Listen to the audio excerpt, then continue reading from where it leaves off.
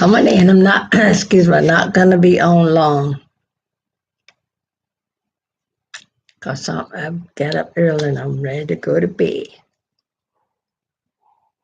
See, I'm yawning. So let's chat for a few minutes. Probably won't be on about 30 minutes.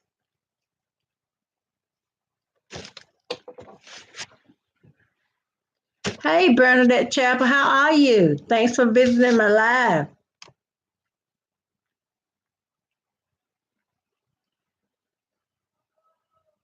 How was your trip?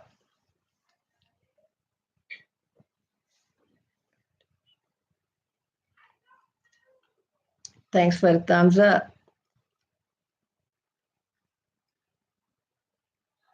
I'm not going to be on long. I thought I'd come on for a little quick chat because we're going to do it early, but you know how it is when you have things to do and one thing take precedence over the other.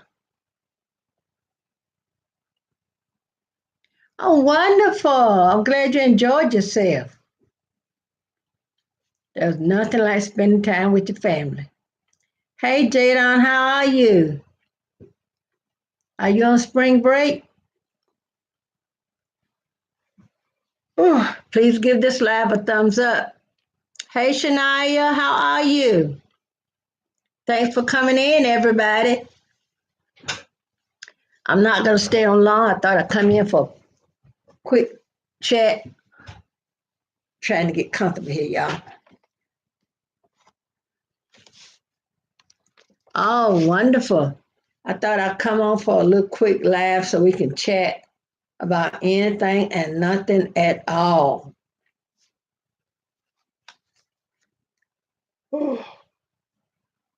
Y'all see I'm yawning, right? Got up at 7 o'clock. I don't usually get up till about 9. So I want to chat a little bit and then sign off. Maybe I'll get a chance to come on tomorrow. I'm not sure. But anyway, that's that. So I hope everybody's doing well. I want something sweet. I hope we got some cookies in there.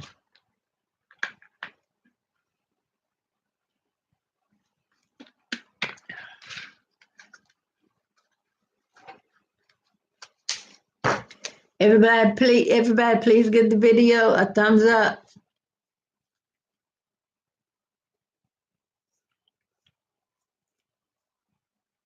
Hey, Life with Masters family, how are you? Thanks for coming into my live. Good for everybody coming up. It never fails. I can go to record a video. I go to yawning. I think it's something with me and this camera just starts to yawning.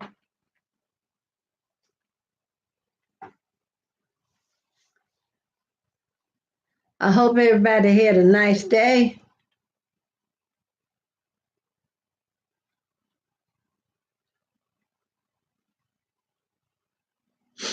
It is, what, 4 people? Hey, Bella Gomez. I don't know anything about rap, honey. Sorry. I know very little. I just know some artists by name, but I don't know anything about them. I don't listen to rap. Excuse me. I listen to old school and I listen to gospel and maybe jazz or something like that, classical. So what everybody been up to today? Yes, we had some good music back then.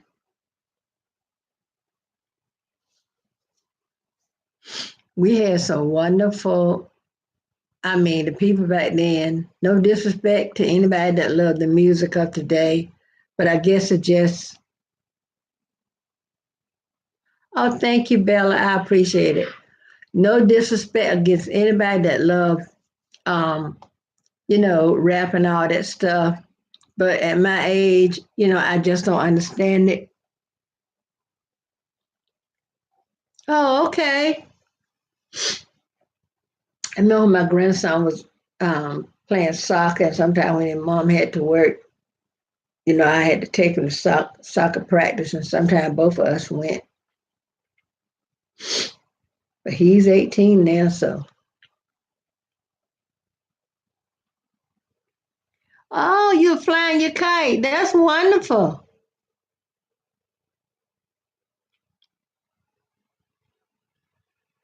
I bet. Bella asks, what's my opinion on music now versus music of today? Okay. Back in the day, we had music that families could listen to together. The music had a storyline, and if and the artists back then had to really know how to sing because they didn't have all this fancy equipment and stuff. Wonderful, Bernadette. Good day for flying kite. But now, the music of today, there's no comparison to music of, say, when I was growing up as a child and as I'm trying to get out, as a teenager. You know where I'm coming from? Because some of the ones we had back in the day are still pumping out hits, like Patti LaBelle and all of those like that. And even though most of the Temptations are dead, they were a good group. Earth, Wind, and Fire. Let's see who else, y'all. Come on, help me think of some. Y'all know Marvin Gaye, my favorite. Marvin Gaye, um, Jackie Wilson, Sam Cooke, Martha Reeves and the Vandellas, the Marvelettes, the Shirelles, groups like that. And there are some, those were the standards to me that music, you know,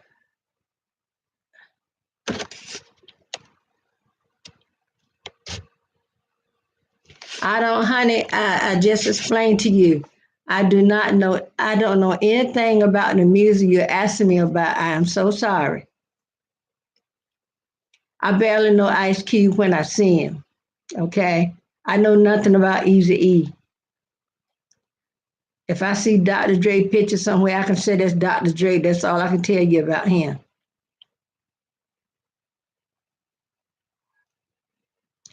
Well, let me tell you something. Life with mess. My 16-year-old granddaughter is upstairs, and she says sometime when they be in class, the teacher might play some old, and she says she might sing along.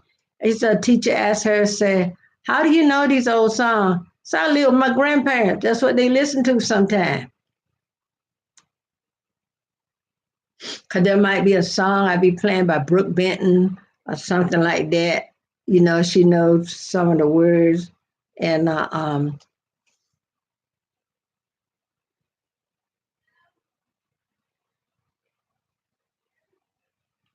yes, yeah. Like I said, the music of today. Now you have like Shaka Khan that was with Rufus. You have Stevie Wonder and Gladys Knight, people like that that have stood the test of time, and they haven't missed a beat.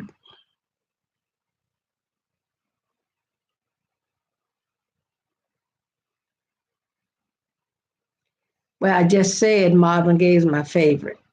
Okay, Marvin Gaye, The Temptations, like that. Motown mostly. Johnny Taylor, Wilson Pickett, Etta James.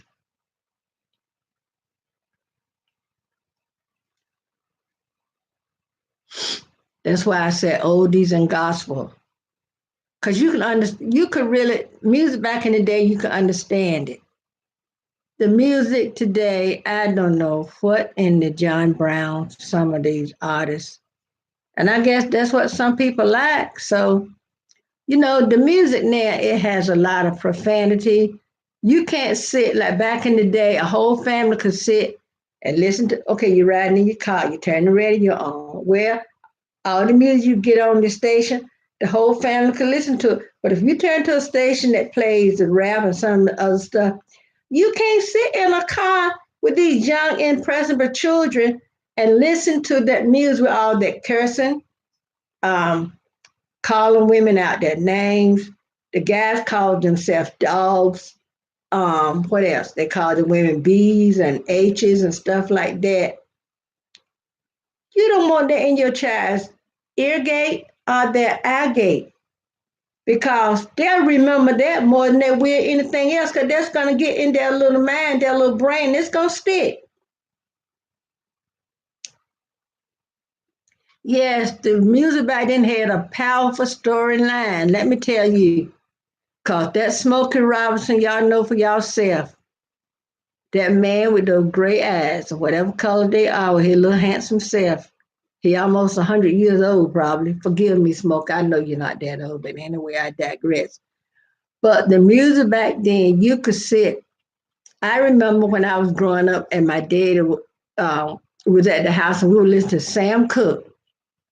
What is a wonderful world? Don't know much about history, don't know much geography, don't know much about science book, don't know much about the French I took. My dad asked us, said, what is French I took? So that's how I remember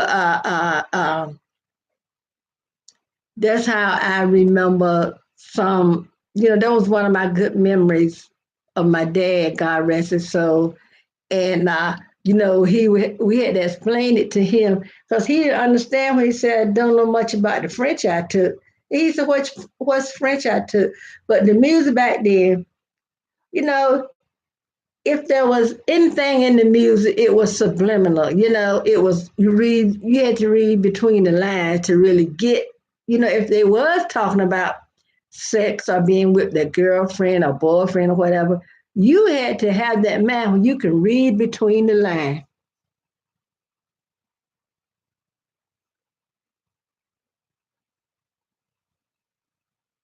Yes, it does. Your teacher was right.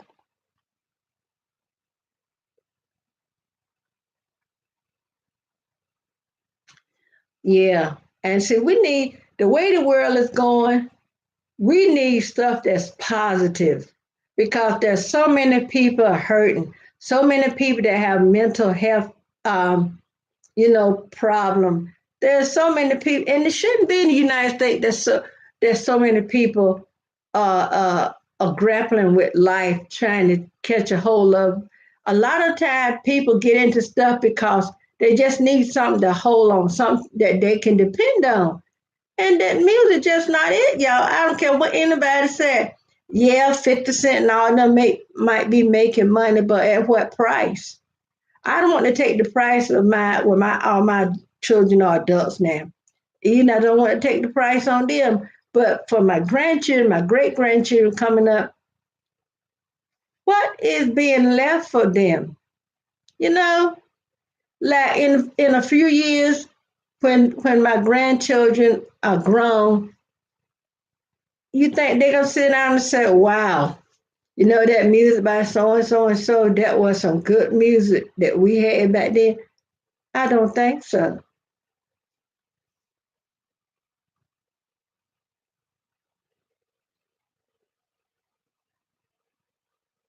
Yes, I like all music too, but there are some things you can't compromise on. Because my granddaughter tried to listen to that stuff upstairs and she would listen to it, loud, and you can tell when they curse. And I told her, I said, we don't listen to that. I rather her not listen to it, but if she feels she just have to listen to it, when she listens to that music, like I say, you want to listen to your music. Don't make us have to listen to your music too. But I'd rather she not listen to that music with all that profanity and stuff in it. And see, the world has gotten so, I don't know, I guess unfeeling. The world has gotten all so unfeeling. We toss respect and all that stuff right out the window. It's whatever comes up, everything goes. And it shouldn't be like that.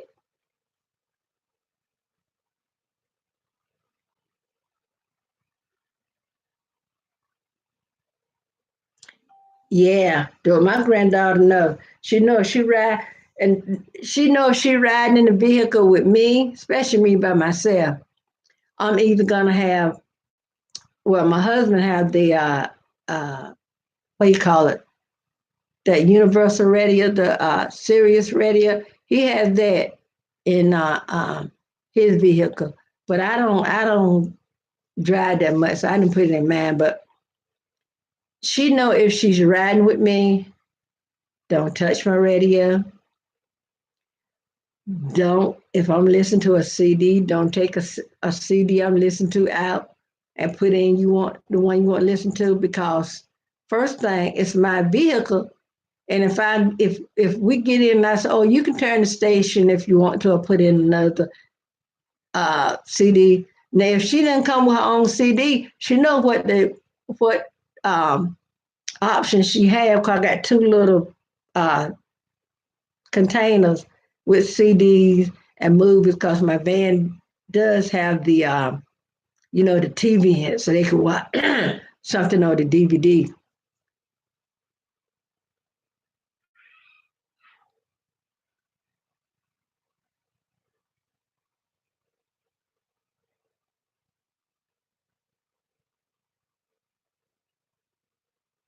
Yes, and I think people should be diverse. And I try to open my mind up to all things because I know we're all are different. We're all not going to like the same thing.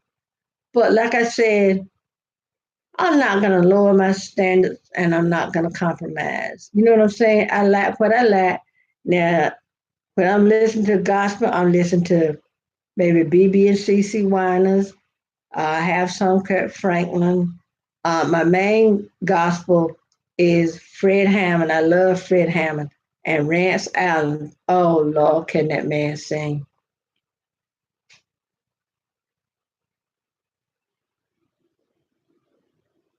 Yes, but see, we got to teach our young ladies to respect themselves. If you don't carry yourself so you'll get respect, no one is going to give you respect. If you don't demand respect, they're not going to give you respect. So if you carry yourself like a lady and someone call you something out on your name, don't say anything. Just keep right on walking because you know your mama didn't name you that. Okay? I mean, we can make the choices. Either you're going to listen to this stuff with all this, I guess they call it being radical. But Fred Hammond called his group what, Radical for Christ. If you're gonna get radical for Christ. I mean, it's too much foolishness when you look on the news. The way our president is going and the way he called names. That's why a lot of times people just if it starts from the top and he's acting like that, can you imagine what the ones under him how they gonna act? Now, it starts up the top, then it tinkle down or however you say it. So it's just it just take respect to one another. A lot of times there's no respect. I was looking at something, the Trey King show where they the parents pulled the bus driver off the bus. I don't know if any of y'all seen that. Have seen that. They pulled her off the bus and they beat this woman. They beat her. They were doing all this stuff to her and everything.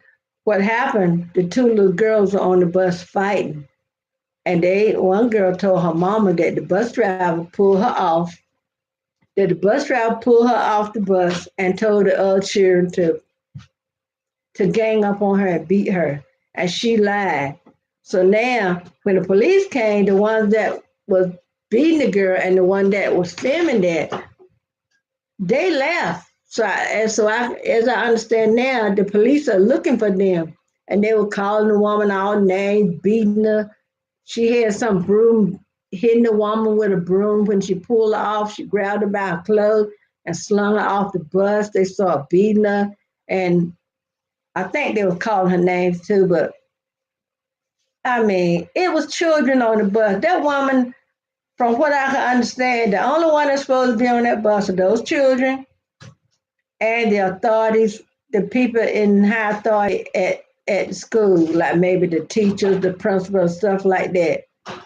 So that woman that pulled that other woman off the bus, she'll probably get hit with a child abuse case because there was children on the there were children on the bus. So I'm waiting to hear if they got those women. And it was so many people standing out there watching that woman beat that other woman once she pulled her off the bus. Yeah, if you go to Trey King, go to YouTube and search up Trey King, he showed where he edited the video so some stuff, I guess, so some of the profanity they was using couldn't be heard or whatever. But you can see how the woman pulled the bus driver off the bus. I mean, all this stuff is crazy. What is going on with people nowadays?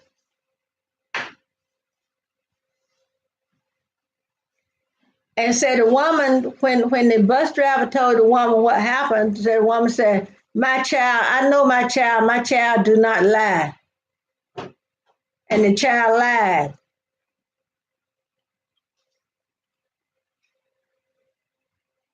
That's pitiful. I mean, talking about her child didn't lie. Her child went and told that big lie.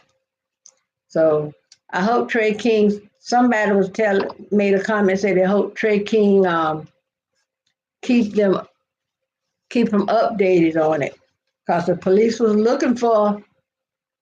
I think they said they were looking for two people. So she must have had somebody else helping her beat on the woman. The woman was 47 years old, the bus driver. And they said she got called to go to take an extra route. And they said that route was, a difficult route.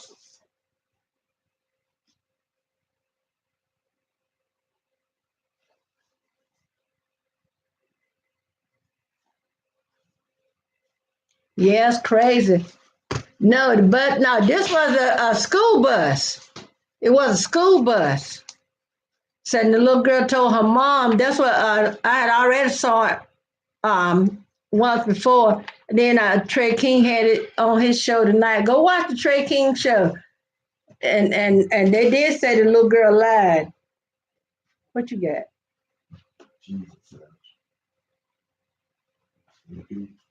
Not now. How many pieces you get?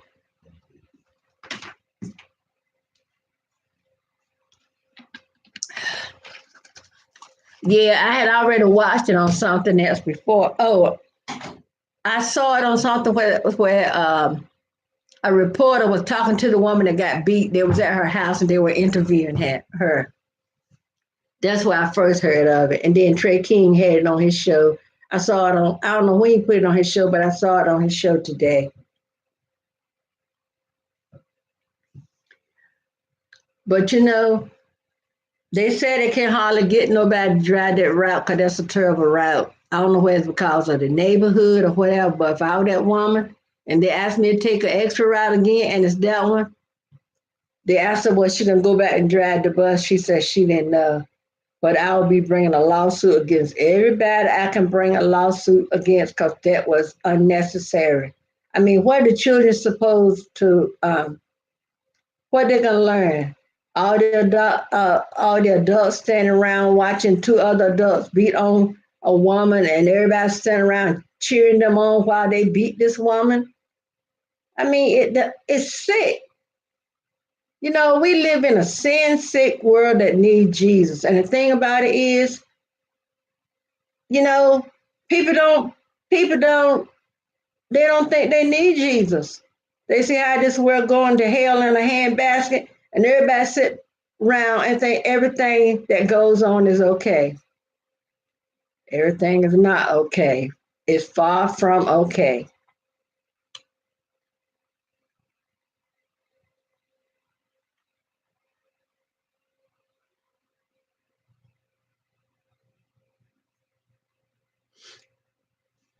It's I don't know what this world is coming to, child. It's just it's just pitiful. It's pitiful.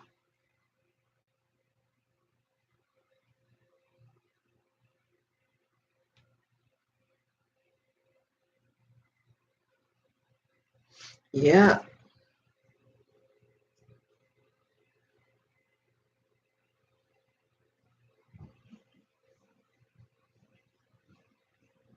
And I think the more you see how dysfunctional our government is, you got people in other countries looking at the way our government is now and saying, you know, things about our government and the one that's, in don't y'all mind my head. I got to take this bird nest down and get it right for Easter Sunday. But I mean, I tell you, everybody think they're all right. You know, all I can say, think again. I mean, if somebody had got to take the lead, I mean, if the top, you know what I used to hear people, from the country, I used to hear people say about a snake, if you kill the head, the body will die. Then someone turn around and say, well, if you kill the body, the head will die. So it's the same thing in government.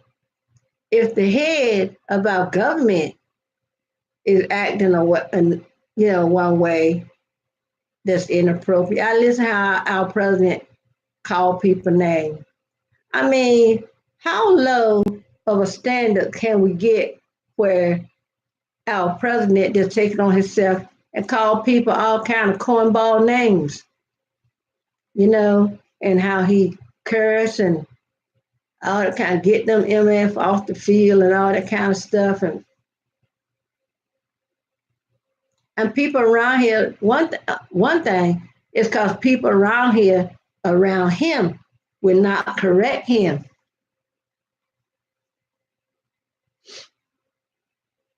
Well, I started to say something else he is, but pertaining to tail, but well, he's supposed to be the head because he's the top official in the land, but I don't know what he is. And why these people around him won't call him out and say, Mr. President, you know, this shouldn't be, or this should be this way, I should be that way. You know what I'm saying? You get my drift, don't you, Bernadette? But they said that's what Cher called Johnny Costa one time. Starts with an A. What they said Cher called Johnny Costa, said starts with an A, got an S in the middle and E on the end. Oh Lord. Boy, let me tell you, I hope our government will soon, somebody will snatch our government back, you know. So I guess somebody would have to be, what, knocked into submission?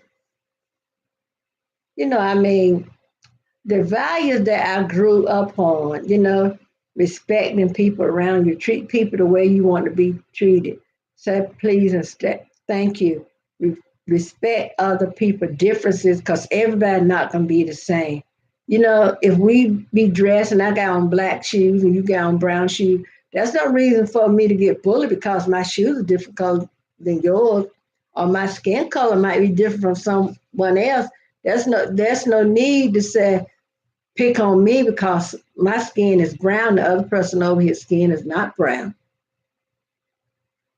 But this is what our children are being taught these days. Because if a child look at TV, I was watching TV and a lady said when the president is on, she's afraid for her. I think she said she had like a 4 or 5 year old. I said she was afraid for her child to watch the news when the president is on because you never can tell what's going to come out of his mouth. So it's sad, the way our country is going. But and like I said, people don't think they need Jesus, and they better think again. When God cracked that sky and Gabriel blow that horn, it's gonna be too late to try to get your priorities in order. You know, It will be too late. Kiss your booty goodbye. And hey, this is me. I like to keep it real. When my grandson got ready to go off to college, I didn't sugarcoat anything with him because he was going far away from home. And I let him know that the world don't love you. The world don't love you because they rather see you being a black male. They rather see you go down than to go to college. They rather see you go to jail than to go to college. That's right. We need Jesus more than ever. We need a savior more than ever. And I told my grandson, I said, if you wear your hoodie and you going somewhere, you take your hoodie off, because this child is 18 years old and he's 6 feet 6 inches tall. He's not through growing, y'all. So I said, you're already a threat by being a black male. And you're a tall black male. That make you more of a threat. I said, if you go somewhere and they tell you to stop, you start right in your tracks. Put your hands up. Shut your mouth. Don't say anything unless you are asked to say something. Don't volunteer any information. Because some people, they start running off at the mouth and everything. And a lot of times we can say things that only hurt us. My daughter's coming in. Thought I heard her car. And you can't take everybody as your friend. All that glitters is not gold.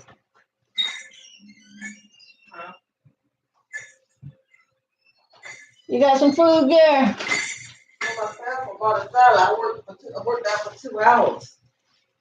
Well, good. I'll Well, tell you when I get upstairs. oh, I don't want no salad. I ate already. Huh? I don't want no salad. I ate already. See the fruits of my labor? What? Those absent abs. I call those absent. Yeah, they absence or abscess. My back straight. Hey, Overgeen. Girl, go away. Go get your food and carry your puppy upstairs. Yeah, I brushed all the way home. What Look, Martin says? I brushed all the way home. Girl. That's an hour of brushing. Will you do something with your dog? Oh, you about need another bath. Yes. Ooh, you smell like the great outdoors. Y'all leave him outside all day long. Yeah, he your dog? He's upside. Hello, Mr. Macaroni. Made any good robots lately? You didn't think I remember, did you? Oh, B. You think my salad cold? I don't know. They got cold in there. Who did? Trey. No, Jay Little.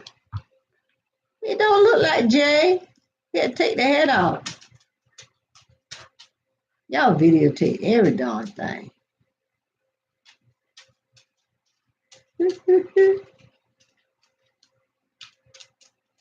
Work it out, Cody.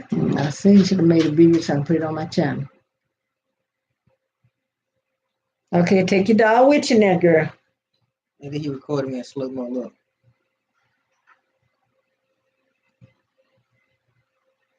Okay. So I got him back. You're welcome. Somebody I seen him look like from the side. Don't you say Antonio. Don't you dare. No, I won't say that. You all up in my grill. You gotta make sure you ain't trying to get no internet dates. Go away. Cause I ain't having it. All right, good night, Corey. I'm ready to go to bed. Good night, little girl. I gotta get up early in the morning. I'm the only one up. Everybody else going to bed. So what have you been doing, Mr. Matt? Oh, you've been making robot. You don't have what? Yeah, the top of the refrigerator on the right hand side. Said no. Huh? Real just said no. Cause she won't look in the top of the refrigerator on the right-hand side in the back. The Cobb salad, Chick-fil-A. Oh, what kind of salad? Cobb. Don't sound too inviting. Got bacon, eggs, meat, Chick-fil-A. She's a mess, y'all. She's a mess. You said where, Mama? On the top shelf, in a big white box with green or black writing on it. There's a whole big box of raisins in there. Thank the blessed Lord. You see, she didn't see it because she didn't want to see it. Start throwing those things away. With this container. Yeah. Well, I don't think we got that one like that, so you might keep that one. So it got fish on it? Well, you know, I can't eat seafood. Got corn. You said Cobb? I get corn, tomatoes, okay. bacon, egg, Well, you lettuce, know and the chicken from Chick-fil-A. Well, you know I can't eat tomatoes. I don't even eat tomatoes, so there go one. My piece of cheese, but Eat that tomato in your salad. I don't tomatoes break my face out. Well, you're dead like that. I can eat ketchup, but the actual tomato I can't do. That's weird. Right. You gonna make that salad sweet as possible with those raisins, huh? I don't even like raisins, but I like them in my salad. Explain that. Raisins are good in the salad. Yeah, they're good in salad. They ain't good nowhere else. Like I want some cauliflower. If I get a raisin Burn cake, that deal like cauliflower. if I get a raisin cake, I take the raisins off. I want a salad with cauliflower. You think Omar eat his tomatoes? Don't give it to him. You know he ain't eat it. But you know, Chris will eat anything. He said no. Joe don't eat no dead blasted tomatoes. She trying to get dog tomatoes, y'all. I bet Prissy would have tried it though. Prissy would have ate it. Prissy eats sweet potatoes, so you know she nasty. Prissy would eat everything. These raisins are good. So you want me to say this container? You can take your salad to work. I can pack some stuff in. I like the shape of it. Mm-hmm. These are stacked. Your daughter, daddy, I start. No. I'm gonna go to bed. I gotta get up there. Oh, y'all working tomorrow? Yeah. We definitely work Mondays, Wednesdays, and Fridays, but Tuesday and Thursday is gonna be voluntary. Or you can come in or you cannot. If you come in, they're gonna see you to a different department. Raisins are good, y'all. I love raisins. I need to lose some weight, y'all. My jeans getting tight and getting ready to be summer. I need to lose 10 pounds.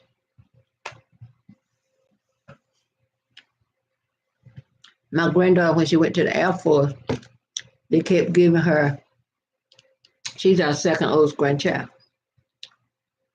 She turned 20 last November. She went to service. She went to the Air Force, I think, about in October. The end of September, beginning of October. Well, they kept giving her a date when they would send her. But the reason why they kept giving her a date, because she needed to gain weight. She could not qualify too. She was too small. She looked like she was about 10 or 11 years old. She wasn't big as a hot minute. So she gained weight. And she was able to go.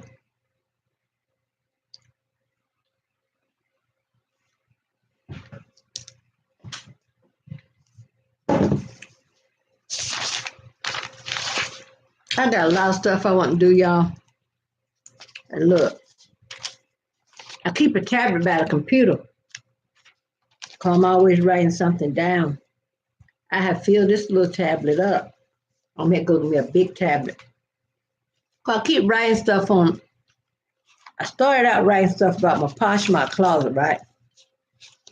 The clothes and the measurements and all that kind of stuff. And then I kept writing other stuff in it.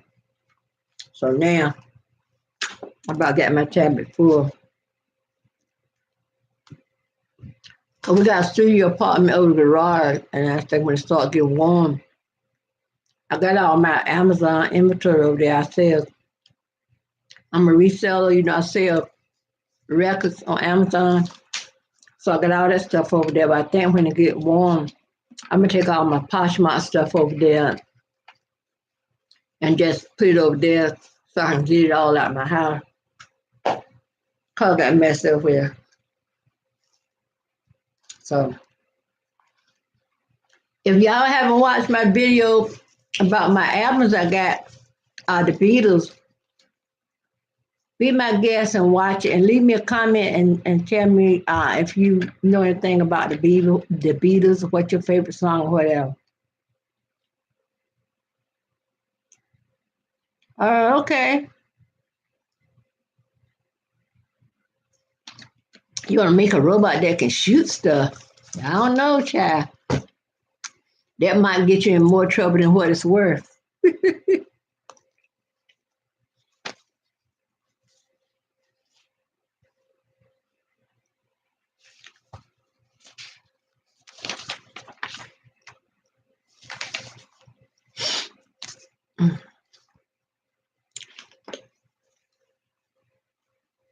My allergies, y'all.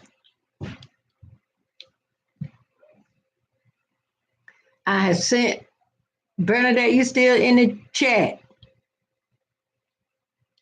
I had sent an email to Google because I have a blog on Blogspot about trigeminal neuralgia, and I had AdSense. So when I go to, you know how you, excuse me, y'all, I'm so sorry. When you go into your setting and they click for, oh, okay. How about doing one that can answer the door? Mhm. Your parents wouldn't like that. But I had a blog on AdSense and I've been had it for a while. But when I got sick and when my son died, I forgot all about that. But I got my AdSense number. So when I go to YouTube, to the area where, they tell you all about what you need to get monetized and all that stuff.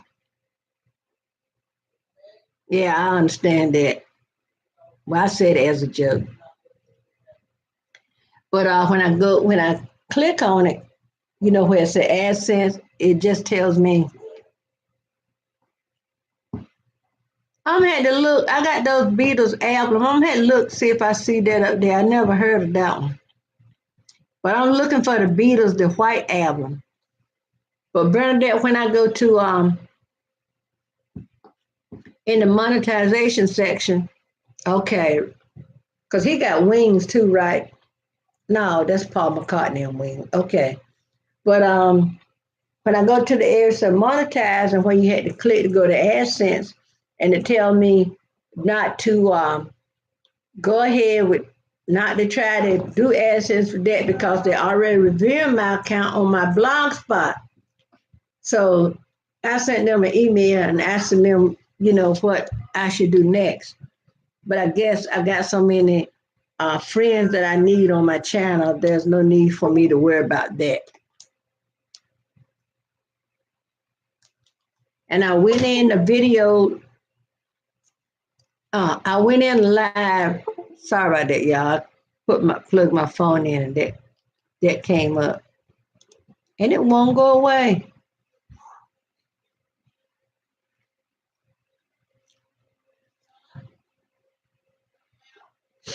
So I guess I'm hoping that I will hear something from them in a day or two on that.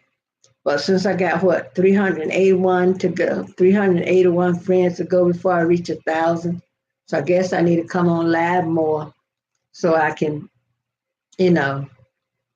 I went in live last night and I picked up 3, but I had to tell a person I don't do S for S, because I don't want to, you know.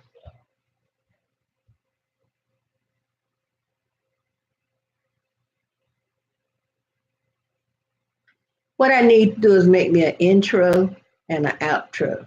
And I don't know nothing to worry about none of that. Even if I had an intro, can somebody tell me how I would go about adding it to my video? Or is there a way if I had an intro? 'Cause I may get my granddaughter's on spring break tomorrow, and I might get her to film me while I do something and use that as my intro. I'm learning all this stuff, y'all, and I'm gonna be asking a whole heap of questions.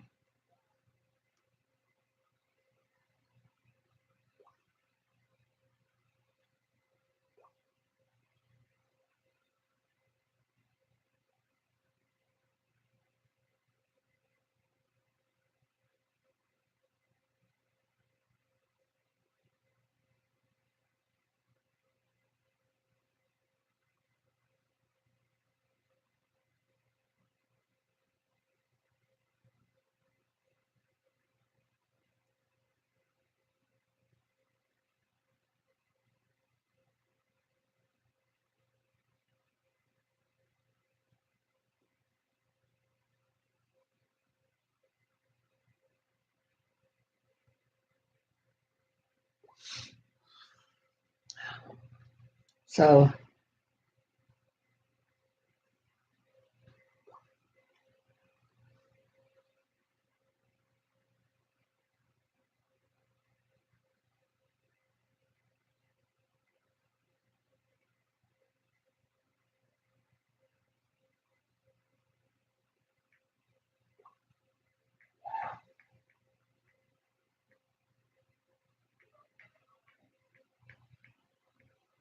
let me send this off, and I'll be right back to you.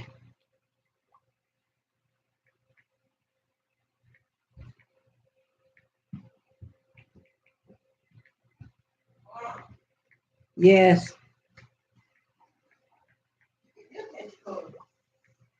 thank God I can.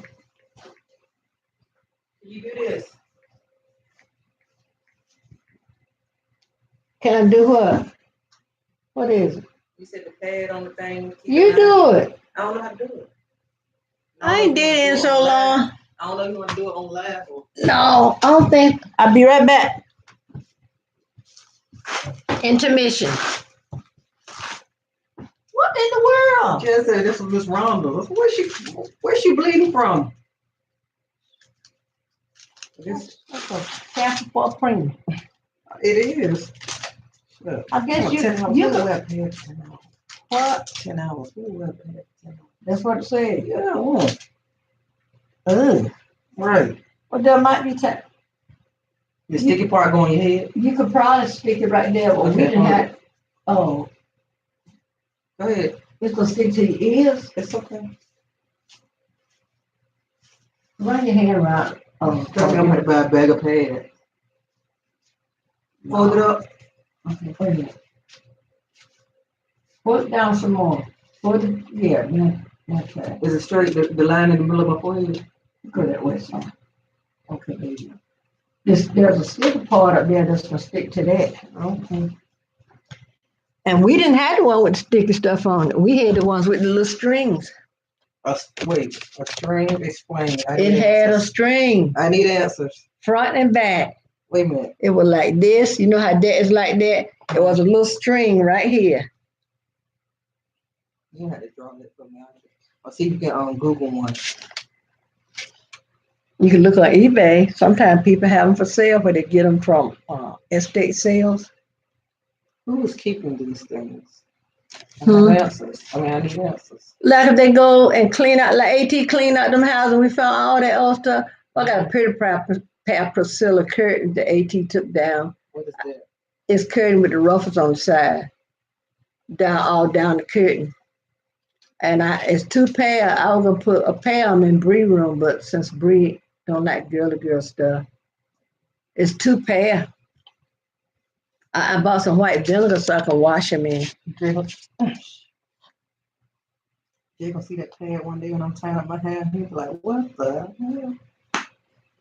I'm saying, well, it kept mama down. Did y'all do it to keep getting lines on your forehead? Why did y'all do it? Keep the bangs straight. Keep the bangs flat to our head. Oh, okay. I'm gonna say, well, I'm doing it because I don't. Have you got it on the edge of where your hairline stop? Yeah, I got one a little Well, you got that thing like that, then that'll hold that thing down. Y'all got one of the little edge, the Okay. styling A strips. ball cap No. for weave. I got the black styling strip, like when you get to sit on the dryer and they put a strip around the edges of your hair. I do that because my front hair keep wanting to curl backwards, so I've been using those salon strips. I think if your hair naturally starting to curl like that, that ain't gonna hold it down either. I know. Cause that's what's wrong with mine. If I put that stuff on my hair, and I look, gel won't have my hair will curl back, pop right back through from gel. What in the world, girl? Because you want your line flat right here, because you're trying to get no lines on the front of you. Wow, I'm glad I don't have to go through all that with no hair. You're gone. Right. I don't know what my favorite song is by the Beatles. I think it's Hey Jude. Look at Dum Dum. He hot, he don't care. He can follow me to the end of the earth. You want a Velcro doll? Anybody want a Velcro doll? Guys, flip it up over my It's eyes. gonna be hot. He's talking to the girl that has anemia on the iron. Whatever, I don't want. You go around that way. Huh? Get to the bathroom, put it in the trash. Thank you. Good night, Overgeen. Okay, I'm sorry, y'all. Small intermission, short intermission. So who's in chat? Mr. Macaroni, you the only one?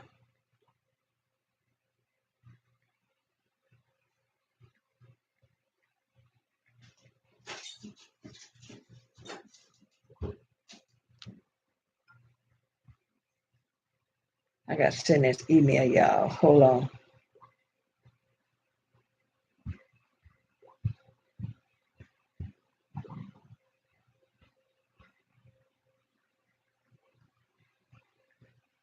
I can't spell, y'all. Pyrex, spell Pyrex. Okay. Thanks for the thumbs up, everybody.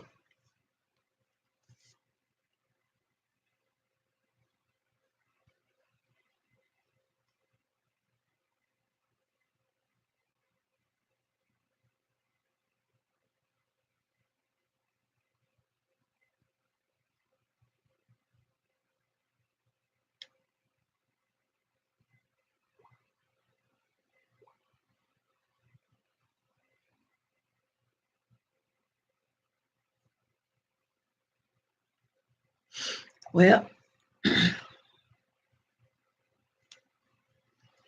sit here and play my game. Till somebody come in, we talk. Come on, let's talk, y'all.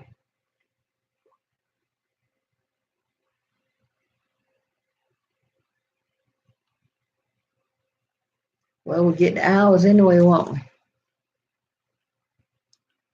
I guess by the time I get 1,000 friends, I will have a whole lot.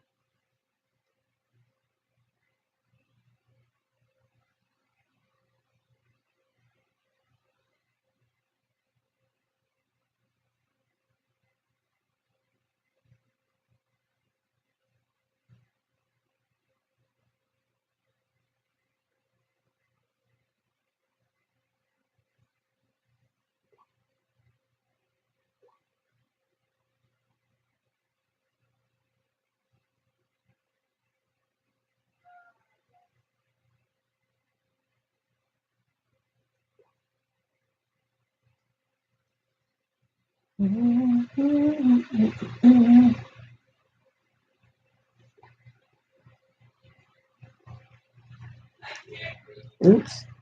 I got my tablet on. I make sure I turn down the sound because I won't get copyright.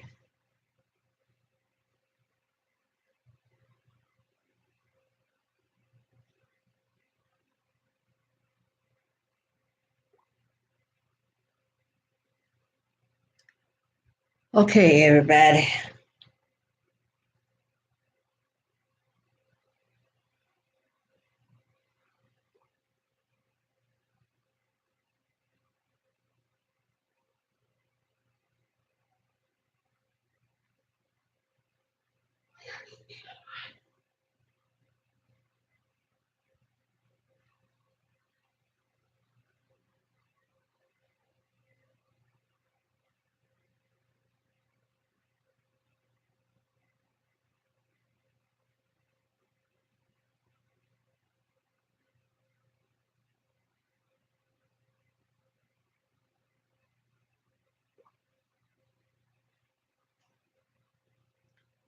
Let's talk, let's talk, let's talk.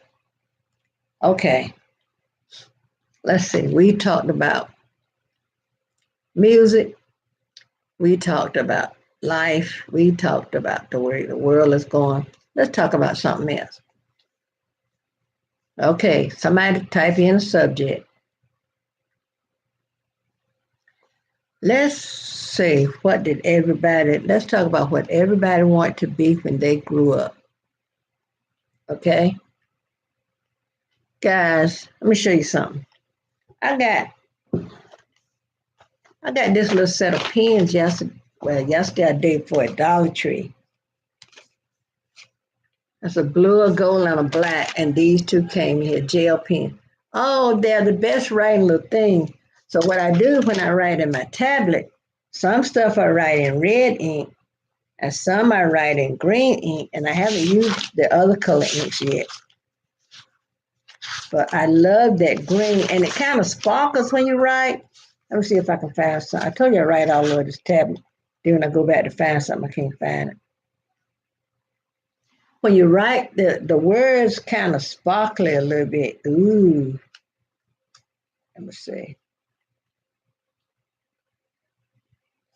So I'm gonna have to put paper clips in like I did before.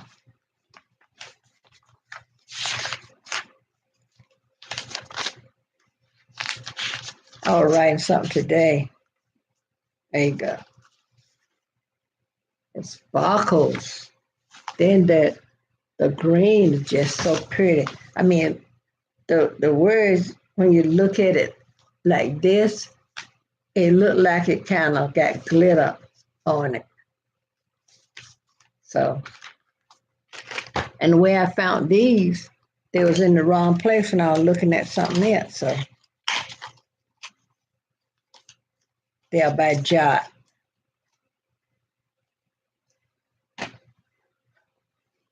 Jot has some good stuff at Dollar Tree.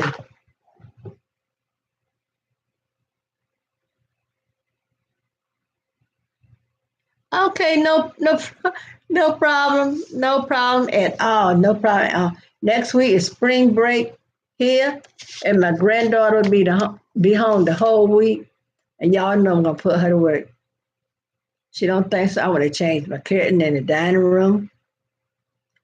I have one of those those disc things where they sell. They used to sell them on QVC, but I got them at a thrift store.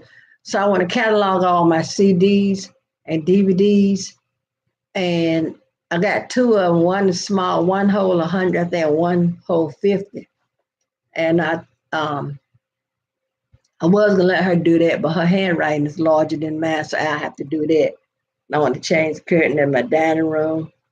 I'm gonna start carrying my um, Poshmark inventory over to their studio apartment over my garage, and carry my laptop over there.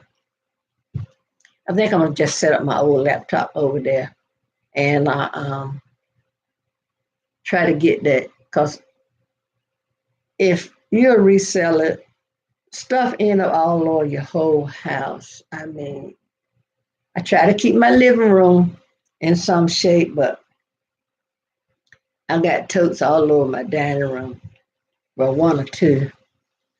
I was gonna do a pop-up sale of handbags, and I'm trying to decide when I want to do it. Cause me and my daughter we're gonna have a yard sale. I think it's the first. I got to make some signs too. The first Saturday in May, and anything I can get my hands on, I'm gonna put it out there. Um, as in what, clothes or shoes or whatever. I have so many handbags that are taking over my house. I'm gonna keep the ones that I'm gonna keep for myself, and some of the real old ones, I'm just gonna put them. I'm gonna donate some of them, and some of them just gonna put in the yard sale. My daughter got some shoes and stuff. She gonna put in the yard sale, and my husband said he can put some of the records we have out there. Some of the album, he said we're just gonna charge $1 for those. And I'm gonna see. I can't tell you all the kind of handbags I have because I have so many. I think I have two Calvin Klein, but those are just for um, I'm not gonna let those go. I have thank you. I have Kate. I had a large Kate Spade handbag with the owl on it, real cute with pink with the owl on, but I sold that. But I have a smaller Kate Spade. I have Dooney and Burke. I have some vintage Dooney and Burke. I think I have one vintage Dooney and Burke and like two little pouches. Like it could be, it made like a makeup bag and all kinds in between. Phil Bradley. I have some Nan West crossbody bags, and I have a long tote like this full of handbags, and some of them stacked up like that.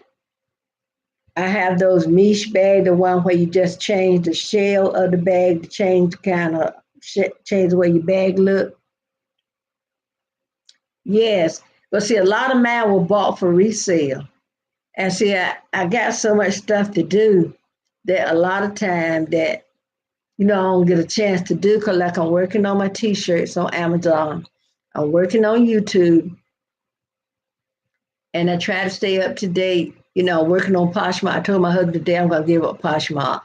So I'm gonna care a lot. I'm gonna take a lot. When I have the yard sale, I'm gonna take a lot of my Poshmark inventory and put in the yard sale.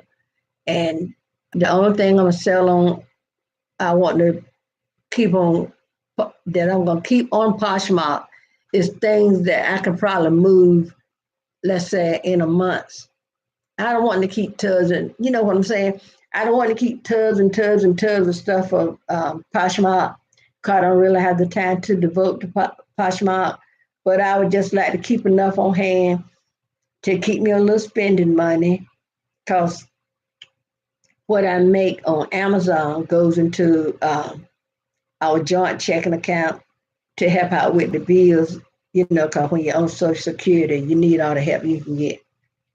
And I got some clothes. Hey, Sapphire Relax Hair.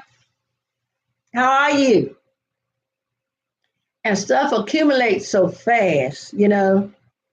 I got uh I got one of those lamb bag by Gwen Stefani. I have a Rebecca Minkoff bag with fringe on it in my Poshmark closet. I have a little evening bag, Harley Davidson, with the little skull on it with a bunch of little like crystals on the front of it, and they have um, a chain strap, and you can put the strap on the inside and use it as a clutch. So all that's in my Poshmark closet. I don't think I got a handbag in here. There's not a handbag in here. Okay.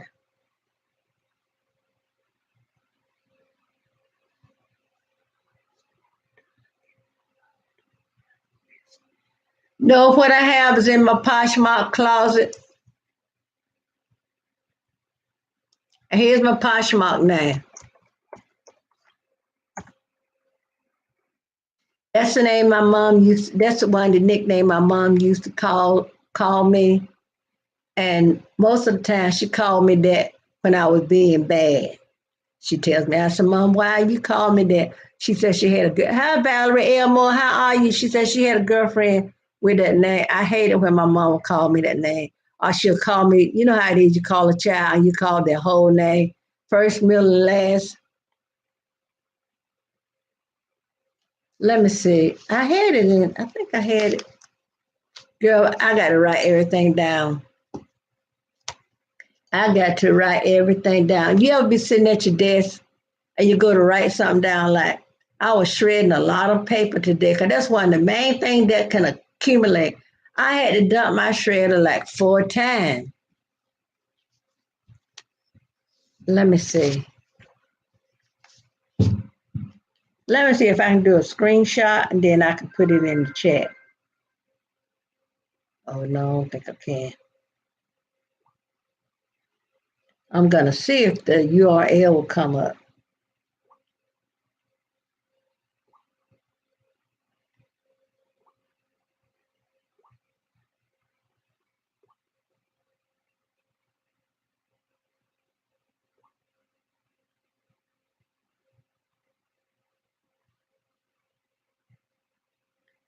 Well, I guess you can't see my whole picture in the,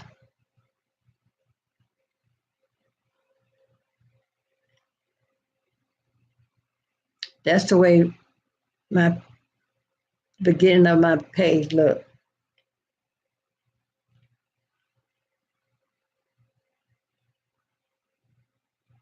Yes. And see, my middle name is Elizabeth. And sometimes all my family call me Co, you know. So most everybody call me Co or Cora. I never like Cora, y'all. So somebody will say, hey, Co. You know, someone said Co. Hey, Co. But yeah, she called me by my first, last, and middle name. I know I'm really in trouble then. Oh yeah, my mama, she's a little woman, but she's so heavy-handed, y'all. I don't think she weigh 110 soaking wet with rocks in her pocket. She is tiny and got fingernails out to here. And the people at the assisted living where she resides, they want her to cut her nails, but she's not gonna hear of it. They'll tell her, they ask her, said, Miss Reed, why don't you cut your nails? She said, you go cut yours. My mom is feisty, y'all. She's feisty. Let me see. I had the I don't know. I write in so many books around here, y'all.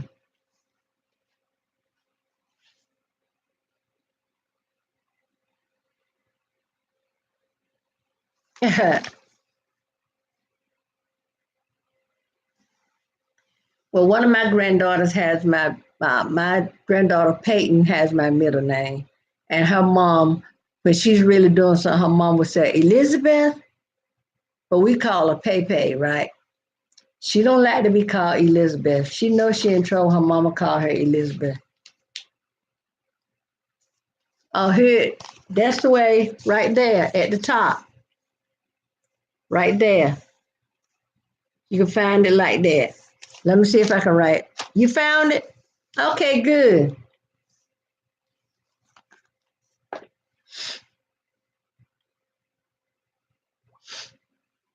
I've been taking stuff. I took some stuff out of my closet and donated it. So I told my husband I gotta go back through the jeans and see, because when I when I when I first started Poshmark, I I really, you know how sometimes you want to start something, then when you start it, you realize you shouldn't have taken on that. And I got some stuff I need to add some stuff to my closet. Um, I've been taking stuff out. I got some stuff I want to take out my closet, put in the yard sale. I'm trying to decide what color. What colors everybody? Um, if you go to church, what color do everybody plan on? That's good something to talk about. What color is everybody planning on wearing for Easter? Used to be when my granddaughters were little, my daughter-in-law and I and my daughter, we used to decide what color we were gonna wear for Easter. Like, and then for the little girls, I will buy all the little girls dresses. So I asked my daughter-in-law, I said, what color we can do for Easter? And if she said light blue, I'll go find all the girls light blue, and I'll find my grandson a light blue suit. But if she said a color that you couldn't find a boy suit in, we just put him in, something that's look nice, that's comparable. So,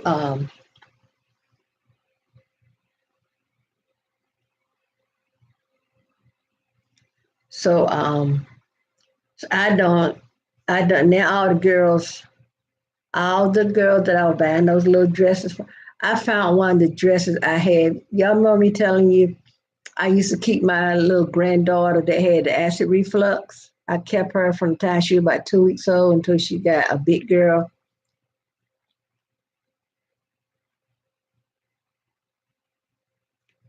What color? Light blue? Okay. Well, I don't know if I'm going. It's been hot the last few days. I think Monday was like 80 degrees. Saturday was a little warm. Sunday was warm. So I don't know. I've been trying to get to the back of my closet and wear some of the stuff I got at the back of my closet. You know what I'm saying? Sort of rotate stuff in my closet.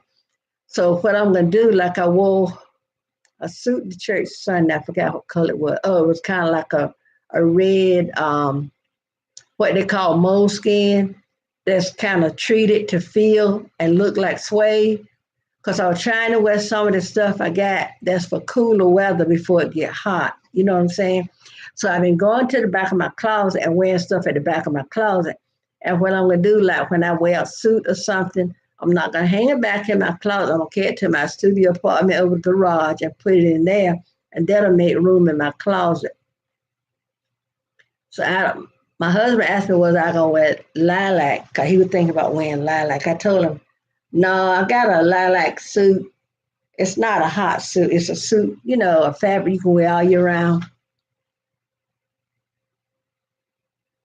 And I want to do my hair in a way because before I started going natural, I wore hats. So I got all these hats. I bet you I got 50 hats. I got all these different color hats. I did have a new one that I sold for $125, still had a tag on it. I got all these hats, so I want to do my hair in a way where I can push that hat down on top of all this big hair. So I told my daughter I might get her to do something like this, maybe braid it from the back to the front, and then and I would just rod the ends of the braid. That way I could still get my hat on. So, but I don't know what I'm gonna wear. I got a couple of suits I've never had on. I got kind of an animal print, but it's like how they make animal print in all different color, and it's got like the base color behind it is a chartreuse, and then it got like the leopard print on the top. And then I got, I think, two tan suits. One of them I haven't worn. One I only worn once, but one is a lighter tan and one is a medium tan. Then I got a white suit my daughter gave me because she had lost a lot of weight, so she gave me some stuff from her closet. I got a white suit with a tag on she gave me, but we having communion the last Sunday in the month, so I probably wear that then. So I don't know what I'm gonna wear. I got kind of a yellowish color suit that I don't know. I I was gonna ask Boo what the temperature's supposed to be Sunday, but I don't know.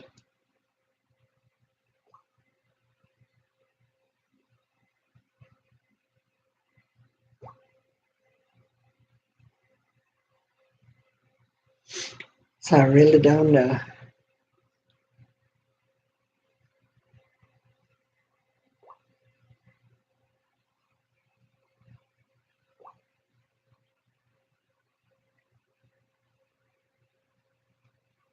I'm gonna show y'all that Gwen Stefani bag.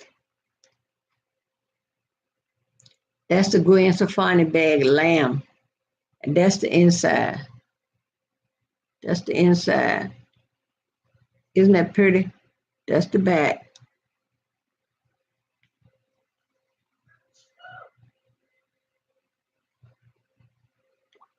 Let me see, can I find the one for the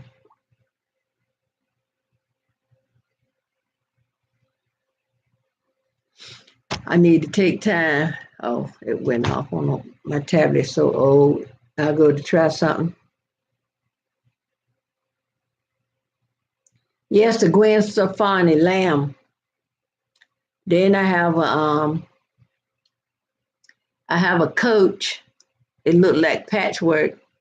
I have a that coach one. I haven't even put it on my Poshmark closet yet, and I keep forgetting. Uh, let's see. Oh, Rebecca Minkoff with Fringe. They're the two highest one I got now. I got a couple of Dunenberg, but I don't know. I try to use one of, but it won't hold all my stuff. My husband said, "Why are you carrying around all that stuff?" Well, y'all know we need all that stuff in that bag. And then I carry a little makeup pouch where I got my compact and some mascara, and I got lotion in the makeup bag. I got a nail clipper, nail file. Um, well, that's in the outside pocket. I got a couple of lipsticks in the bag. And then my doctor told me to take my allergy medicine everywhere I go in case I get a reaction to something that I eat, I can pop one. So I have to carry that bag. So when I carry a smaller bag, I don't know what I'm going to do. I guess I just had to take what's most important. That would be my allergy medicine and pain pill.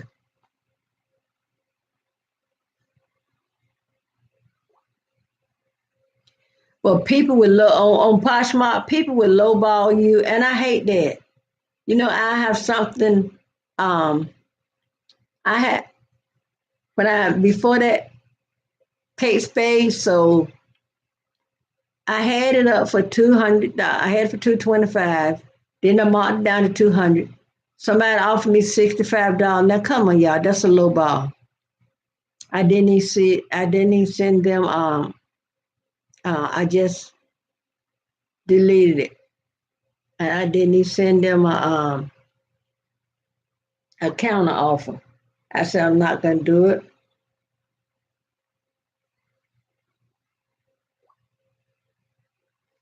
This is a Kate Spade I had that I sold. Isn't that a beautiful bag?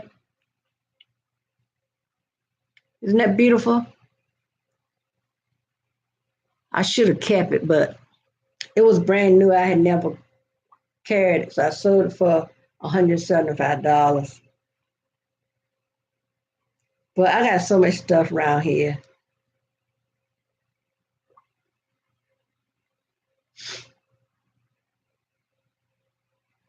But I'm gonna go through some of this stuff.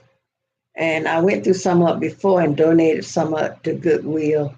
If when we have the yard sale, I'm gonna put some up on yard sale.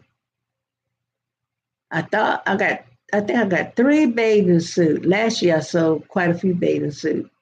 Well, I didn't. Some of them were sold like eBay or somewhere, and I think I sold two or three on Poshmark.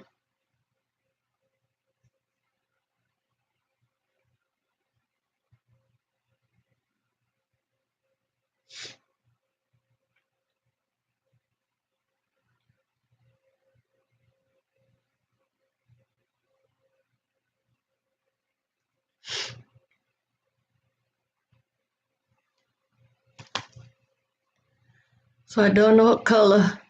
God is sure good, baby. Remember that. God is good. Yes. Oh, you got a picture in your what you call it, avatar? Your profile picture?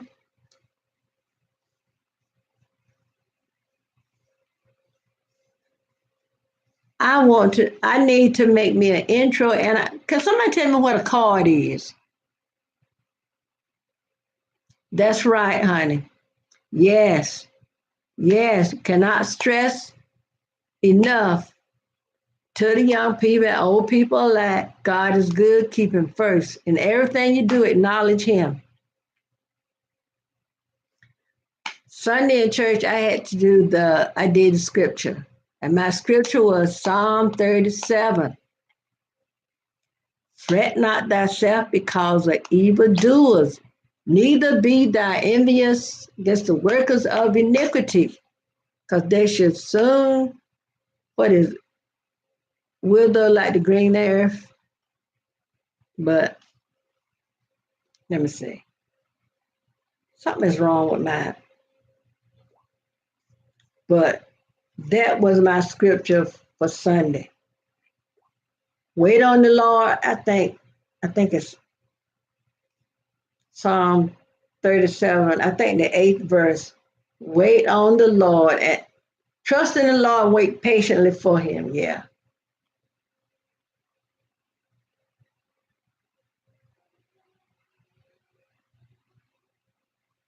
that's right. People might, you know what? They might get by, but they won't get away because God sees everything. You know, when man don't see, God sees. He sees everything. Yes, we got to stress this. We cannot stress this enough. You know, because the teaching when I was going to school,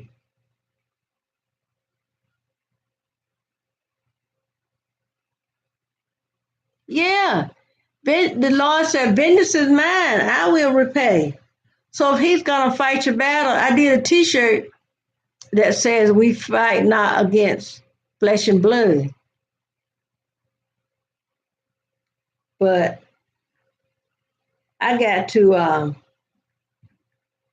my wait a minute, y'all.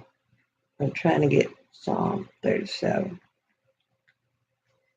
I got the Bible on my tablet, but something happened to it, so I had to delete it. Yeah, where that's green is. That's right.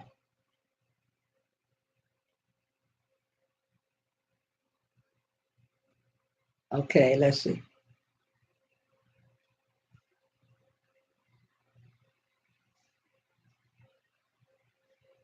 Okay, here it is. I'm gonna have it for you in a minute. Jadon, listen, my tablet is old and slow, y'all. So it's like me, it's moving, but I might I might be slow moving, but I'll get there. Might be a little later than everybody else. That's right. Fret Psalm 37, fret not thyself because of evildoers, neither be thou envious against the workers of iniquity, for they shall soon be cut down like the grass and wither as the green herb. Trust in the Lord and do good, so shalt thou dwell in the land, and verily thou shalt be fed. Delight thyself also in the Lord, and he shall give thee the desires of thine heart. Commit thy way unto the Lord and trust in him. He shall bring it to pass. And he shall bring forth thy righteousness as the light and thy judgment as the noonday. Rest in the Lord and wait patiently for him. Fret not thyself because of him who bringeth wicked, who prospers in his way, because of the man who bring wicked devices to pass. That's what I'm talking about, like the president or somebody. You know, there's a place for all those people that's doing all this stuff. For let's see, cease from anger and forsake wrath. Fret not thyself in any wise to do evil. For evildoers shall be cut off, but those that wait upon the Lord, they shall inherit the earth. Yet for a little while, and the wicked shall not be. Yea, thou shalt diligently consider his place, and it shall not be. And there's more, but that first verse, fret not thyself because of evildoers, neither be thou envious against the workers of iniquity. If somebody over here doing wrong and they ain't got caught, don't get a little envious because they doing something that they ain't got caught. That day will come.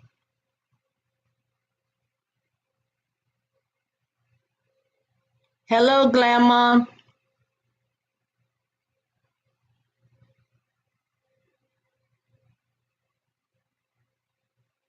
Yeah.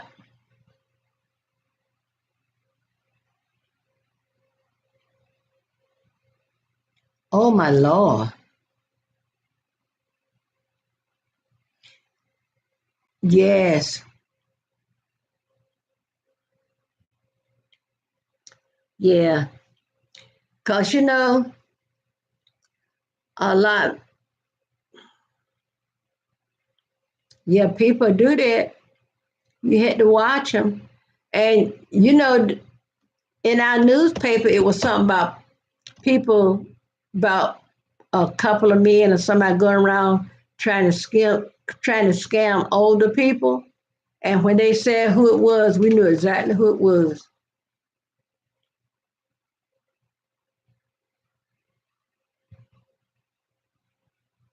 That's right. You know what? Everybody got to realize they got to go back to God. You know, all this stuff God been taking out of everything. The first thing they let that atheist take prayer out of the school.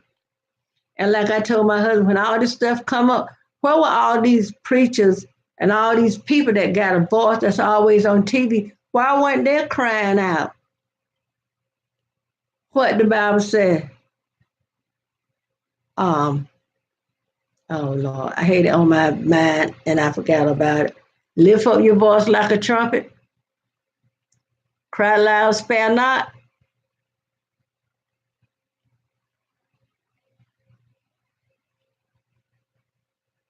Yeah, they get about they might get back, but they won't get away.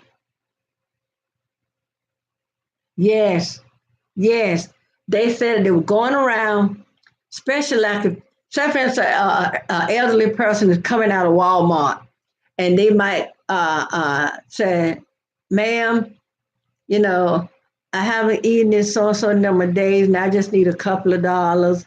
Or say they might say, um, "Do you need your roof work done?" Or sometimes they said they even going knocking on doors. Do you need your roof repaired? 'Cause I can do this. You got work around the house need to be done. You know, and the cops are looking for them. They're gonna find out because a lot of people know who it is.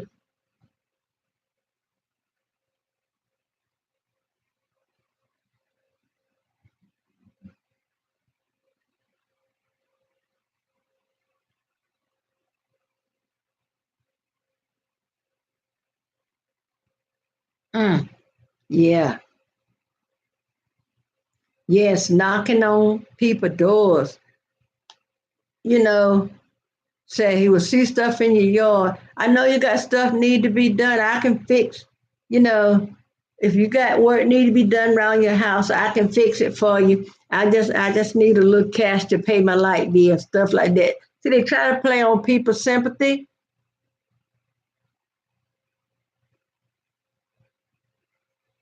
I got a sign. I bought a sign. It's a little. You know how a stop sign is shaped. The hectagon shape or whatever it is. Well, I was in the hardware store, I think last year. We were getting some stuff. We were doing some repairs to the house. And I saw this little sign shaped like a stop sign. It was red and it had in white letters. Nothing in this house is worth dying for. I put it right on my glass storm door in the front that you get to before you get to our porch. I put it right up there. And I don't care if the mailman tired of seeing it. I don't care whoever come on my front porch, they're tired of seeing it. You don't want to see it, they don't come on my porch, right?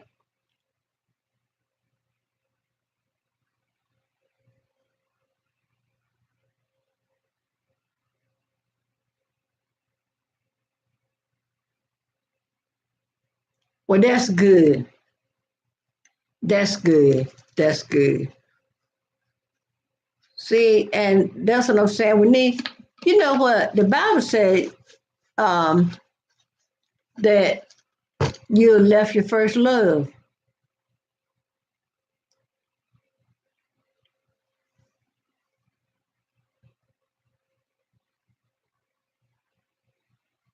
Yeah, but you know, when you're doing everything you can do, and somebody still comes along and do you wrong, they'll get there. You know what? My mama had two sisters that were twins. Well, she had a whole bunch of sisters and brothers, but she had two sisters that was twins. And they would always say, especially if somebody said something, said something to her, she would say, something up the road waiting for you. So when you're a child, you know, when you think about it, when you were a child, all the things your elders or your grandparents or somebody would say, you didn't understand it. But now as I get older, I understand when they was telling somebody that when they would say tell somebody there's something up the road waiting for you. Now I understand what they're saying. They mean, and they will mean that even though you sass me, or even if somebody might have cursed them out or did something, them two aunts, they will fight. You know, she would let people know something up the road waiting for you and you're going to get it. But, you know, we need, you know, teach our children. And the school, I don't think the school let the children say yes, ma'am, and no, ma'am, y'all. I told my grandchildren, you say yes, ma'am, and no, ma'am. I don't care what that school told you. That school ain't raising you. We raising you.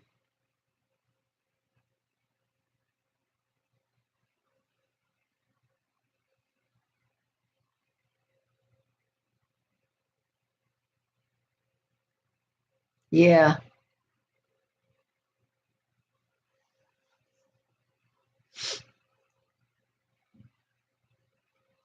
But, you know, as you get old and experience life and you see things, and sometimes what they say, SMH, shaking my head.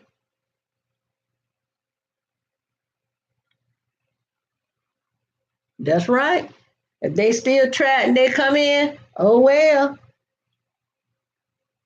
But you know, it's so many lessons that can be learned, so many lessons that can be taught.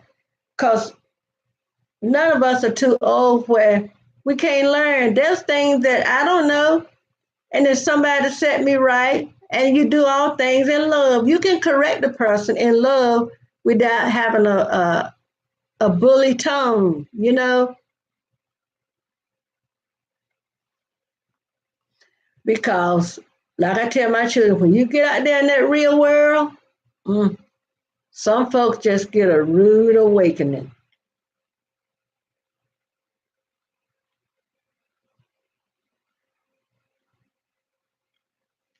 But I get the Bible on my tablet, and a lot of people get it on their phone. That means you can carry the word everywhere you go.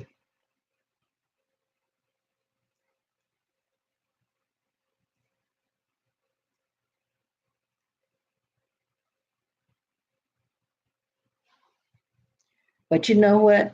It's going to be a sad state of affairs when Gabriel blow that horn, and God cracked that sky, and you had to stand before that judgment seat. And God, I want him to when I get in line or however they do it, and I stand before my Maker, I want him to be able to say, "Well done, my good and faithful servant."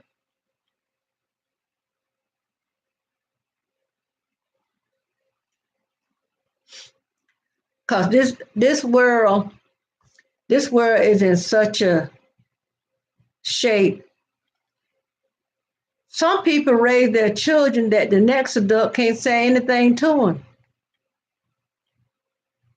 I want my children, this is the way my husband and I raised our children, the way we were raised. Any adult, can pull us back in line, you know, in love. Do everything in love. And if somebody come to us, somebody step to them and they're not stepping to them correct, don't fear my husband, fear me. I don't play that. What Martin said, homie, don't play that. On Living Single, wherever it was, I don't play that. But we need to go back to the old landmark. We need, there's a lot of things that changed, and we're glad they changed, like being able to use the microwave to heat up food, having electric lights. Because it, I lived in the area where not every house had electric lights. Not every house had an indoor bathroom.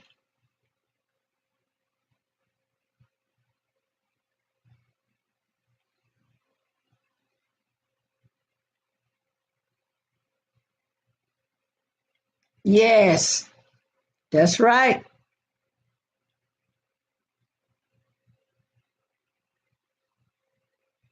Yeah, tell them don't talk back. My mom could said, don't sass me.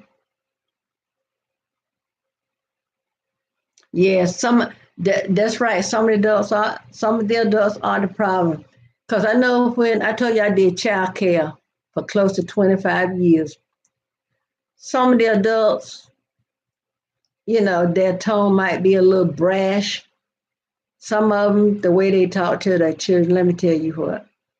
I had a parent come in one day, and her daughter, when she had four children here.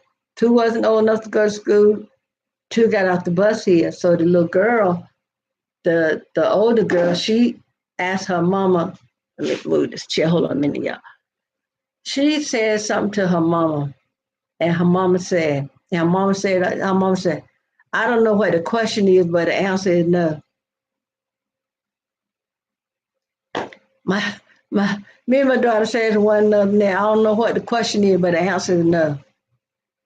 I don't know what the answer is, but the question is no. That's how she said it. I don't know what the answer is, but the question is no. I mean, I will greet I will greet when the children get off the bus. I will greet them. How was your day? Do you have homework? And I will have them put down their backpack, wash their hands, because we had a snack. Wash your hand, how you snack. Then while the little ones were off in the center, I was helping them with their homework. Once they finished with their homework, then they could play in certain centers because after a certain time, because my little kids in my child care, by the time some of them left to go to pre-K for some of them, their parents didn't put them in pre-K because I was doing the same thing like pre-K. By the time those children left here, left me, they knew their name, had to write their name, their address, everything, their birthday, and really, and they was writing and doing stuff, and people like, they were amazed, and they were so well behaved. I've had some of my daycare children when they were cutting up with their parents, and I saw them in the store, and they were cutting up with their parents. And if I saw them, they were straighten up, honey. They were straighten up like you wouldn't believe. Yeah,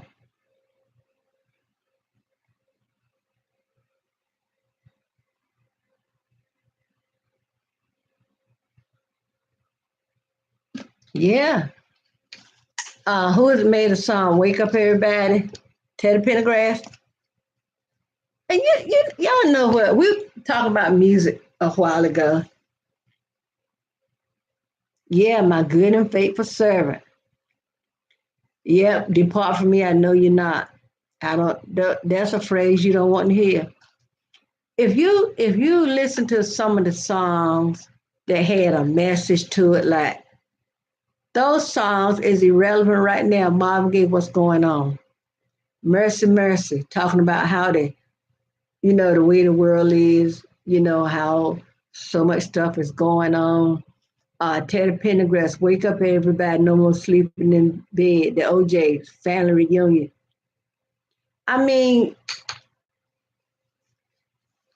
yeah, because you know what? I got so when I when I take my pills, when I take my medication, I say my grace before I take my medication because you know what? You never know what's in medicine today. Because my husband doctor called him and there's a medicine that got a recall and my husband takes that medicine. Now he got to find out if the medicine that he took, he got to find out what was the number on the prescription number so he can look up against some numbers that was sent, a letter that was sent to him that shows all the number. He got to see if the ones he had was on that number. Hey, Sandra, how are you? I haven't seen you in a while.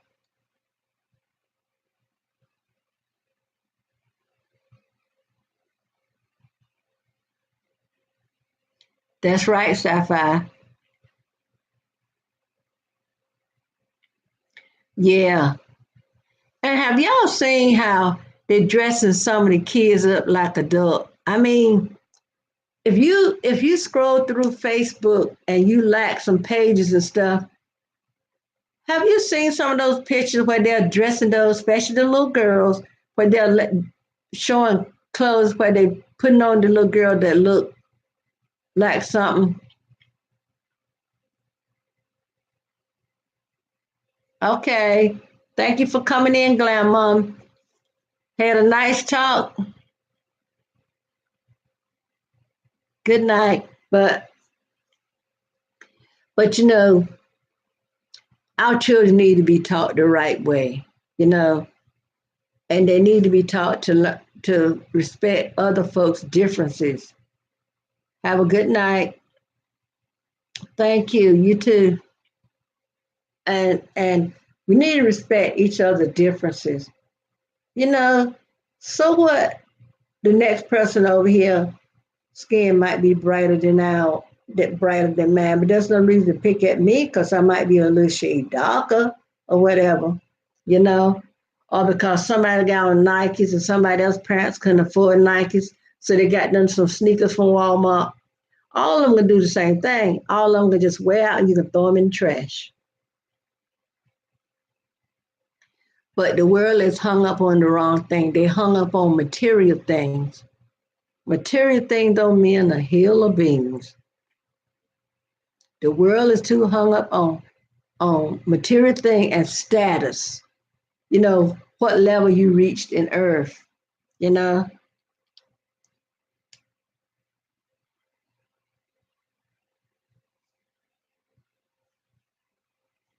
So we need to take a step back and just think, where do where do we go wrong? Where do, when do we lose it and I mean, what about the pants hanging down? Oh, okay. These pants hanging down. My granddaughter talking to someone, and when she left out, she put her phone down. I said, "Who are you? Put them pants up, boy." And he pulled them up.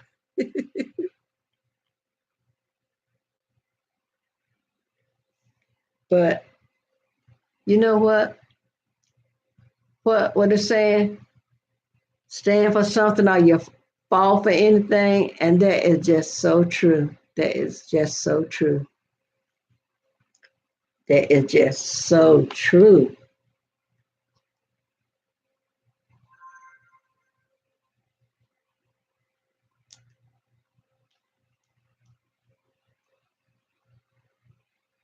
Yes.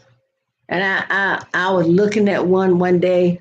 They had the little girl on this. They had her hair kind of fixed like this with little curls and I'm used to little girl having a little ponytail with beads on it or little hair bows on it. And they had the little girl dressed so provocatively, y'all. I mean, you know,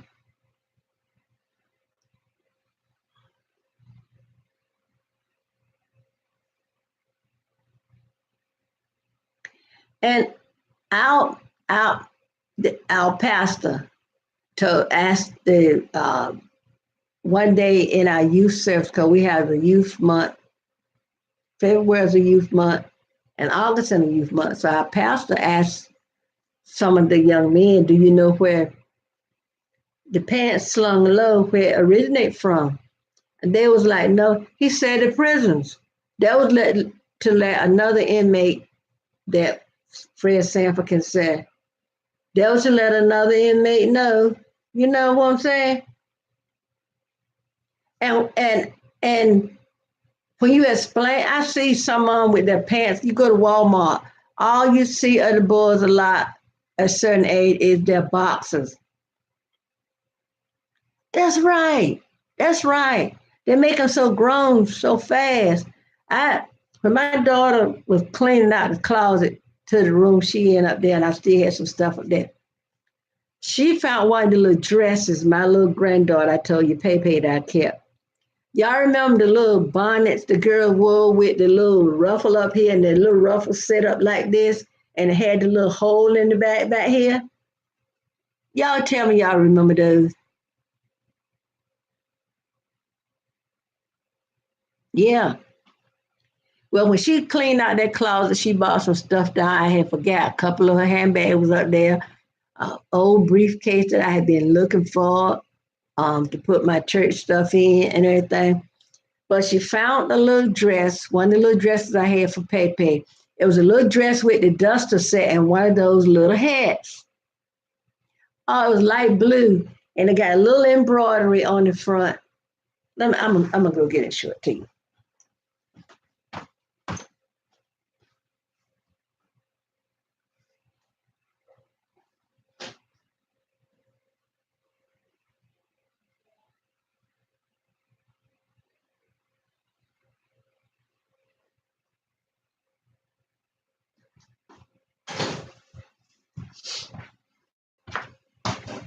Here it is, y'all. This is the little hat. This is the little hat.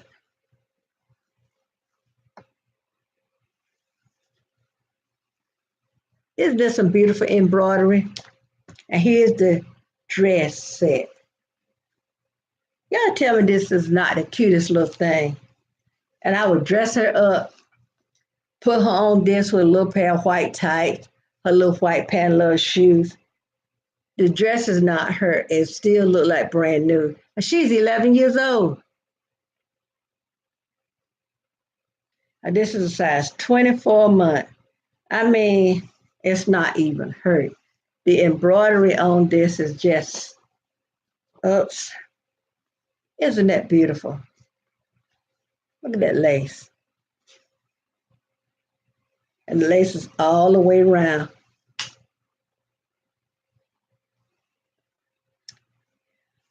I I'm not sure. Isn't that cute? See, if she had found it before Easter, it probably would have made a. Isn't that cute? I had this one for her. Then I had a pink one, but I think I done got rid of that. But I just love the little hats with the little hole in the back. My mom told me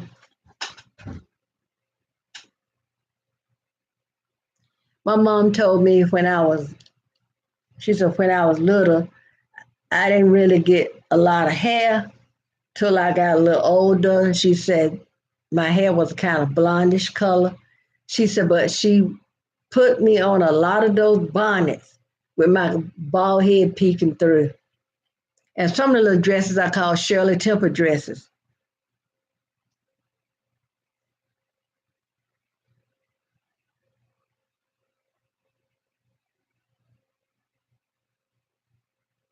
Yeah.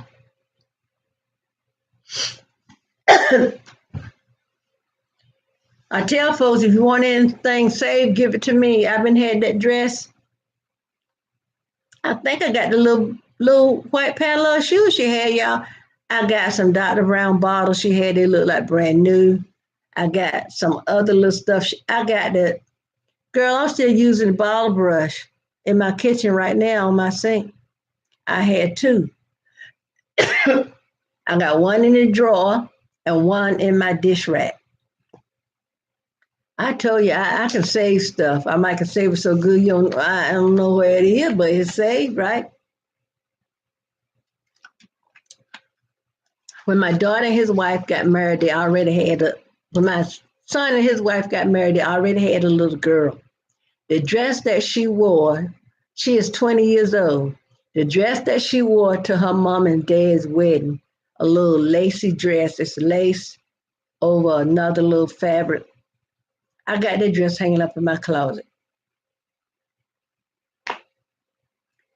I had a pair of socks that used to be my baby brother's. And he is, I think, 44, 45. I think I have since lost them, but I held on to those socks, I bet you, for 40 years.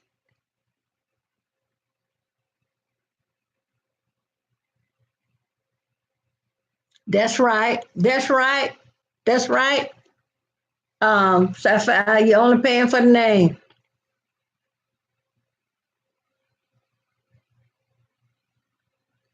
That's right. God is holding the parents account for until that child get up age where he can do stuff for himself. It's up to the parents.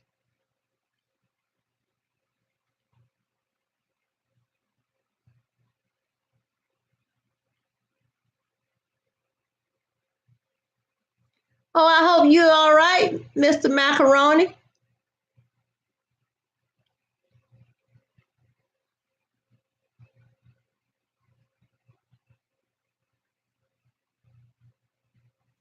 Uh, rub something on it and go lay down a little bit.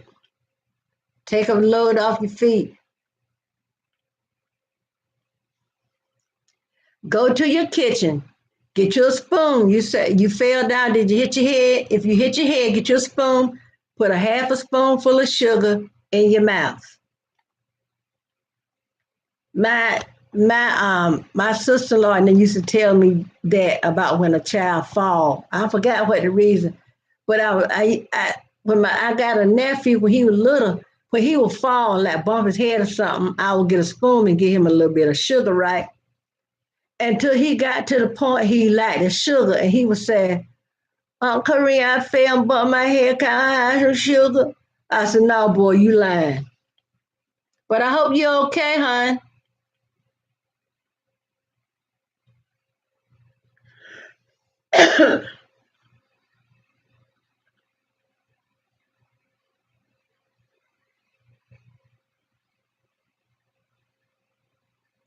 But you know,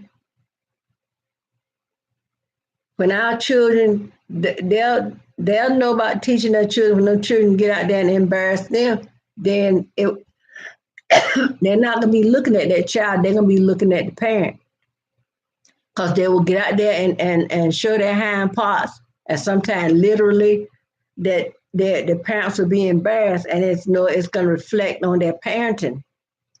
We can love our children right to hell. I had a pastor said that one day.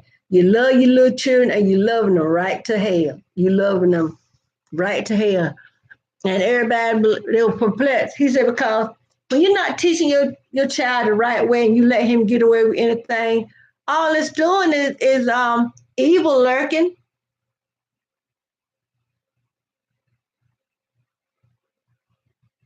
Yeah,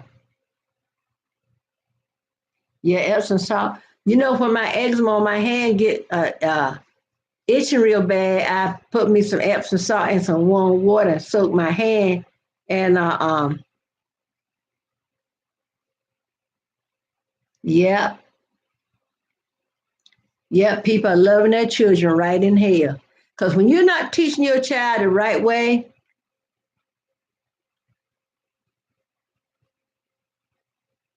yeah, when you're not teaching your child the right way, you sweeping everything. Everything little Johnny do is cute.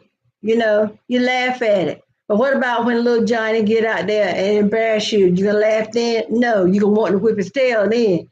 But it'd be your fault that little Johnny's acting like that. When I used to do daycare, I let my parents know I don't take nothing off. You ain't taking nothing um off your child, cause I know what my standards are. I'm not compromising.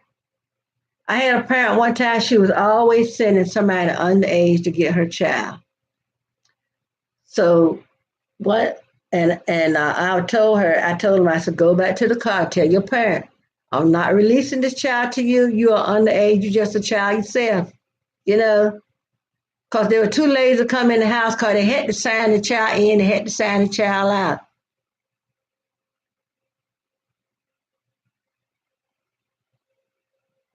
That's right. Don't let them walk around like that. That's right.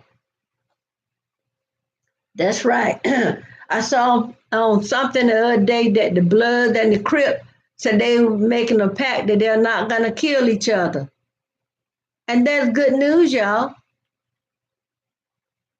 And a lot of children,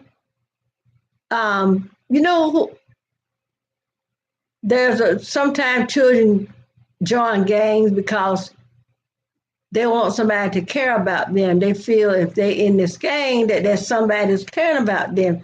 Children shouldn't have to go outside of their home to feel love and to feel wanted. They should be feeling secure at home. They should know that they got parents there that can trust, that they can trust. They got their best interests at heart. They want parents there. They should be able to come home and the parent asks them how was their day, talk to them, and explain stuff to them, help them with their homework, whatever the case may be. Now, a lot of children raising their own self.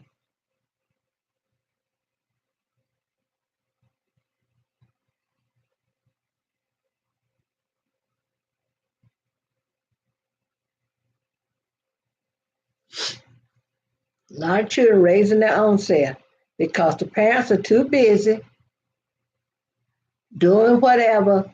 Because, like, when all this stuff came up about R. Kelly, I said, drag the parents in there too, because if my 16-year-old granddaughter leave this house and I ain't got sense enough to ask her who she with, uh, uh, you know, who you going this place with, who you that place with, I don't care if they get upset. I ask questions.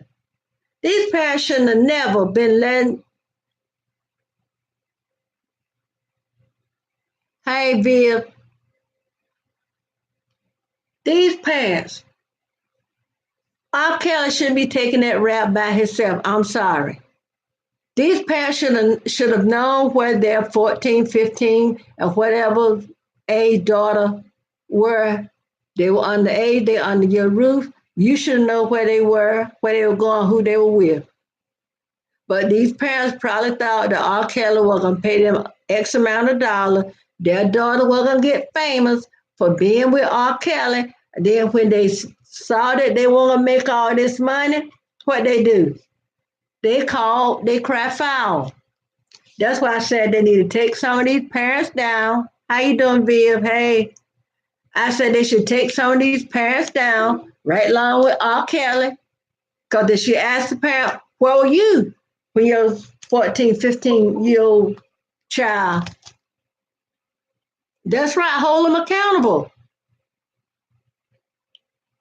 If a grown man come knock on this door to pick my granddaughter up, if that ain't her father, that's taking her to his house to spend the night, weekend, or whatever the case may be, or one of her uncles, and she going with him home to spend time with their family. You ain't going. My mama can say you ain't a guan.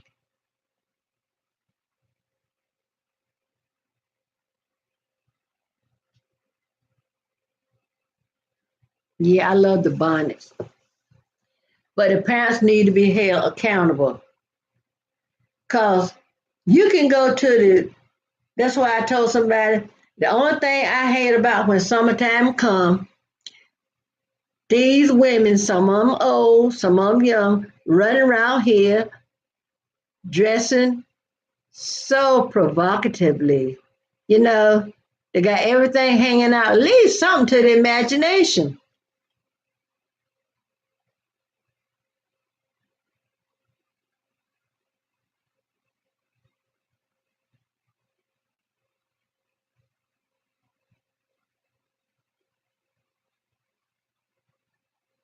That's right. That's right.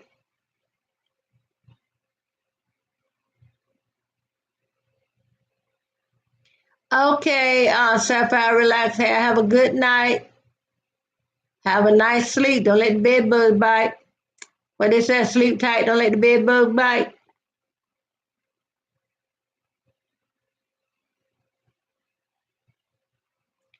Okay, I love these little chats we have because we got to cry loud and spare not.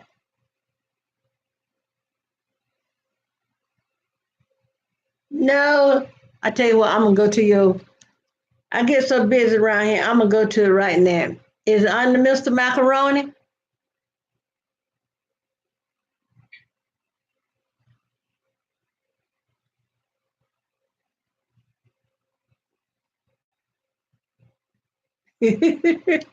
Yeah, you don't want the bed bugs to bite no kind of way.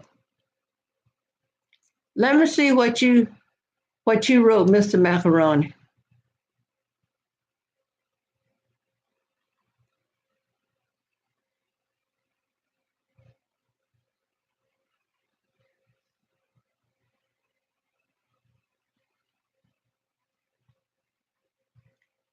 Let me see, Mr. Macaroni. I'm gonna go see it right now.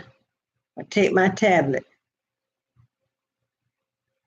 I, that's why I need to keep my book.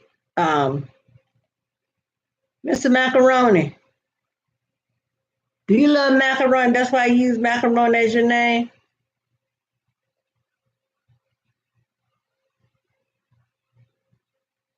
Okay, Mr. Macaroni.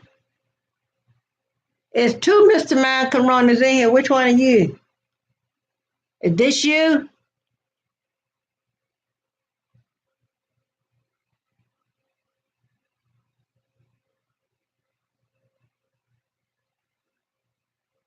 Oh, okay.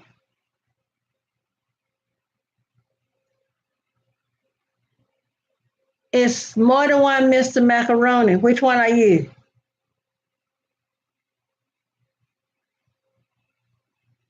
Oh, I see which one you are now. Oh, I see your robot. Nice. Oh, that is wonderful.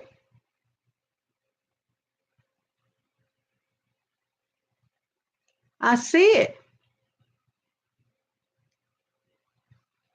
You got skills, young man.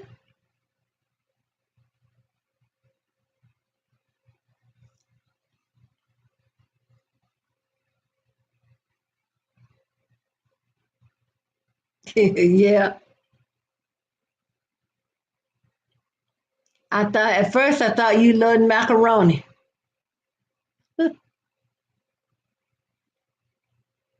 Yeah, that's nice. You got skills.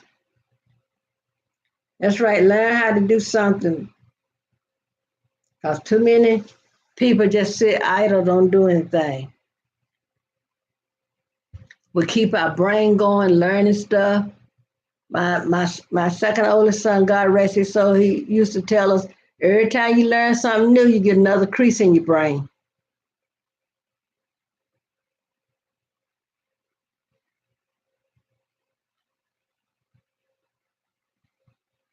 Mhm. Oh, you check it out, cause you will, huh? Well, when I go to Dollar Tree, I buy snacks and snacks and snacks, right? Girl, I told my husband I got lose. I know I got lose. I know I done gained the last 2 weeks. I know I done gained 5, 10 pounds. But I'm gonna tell you what.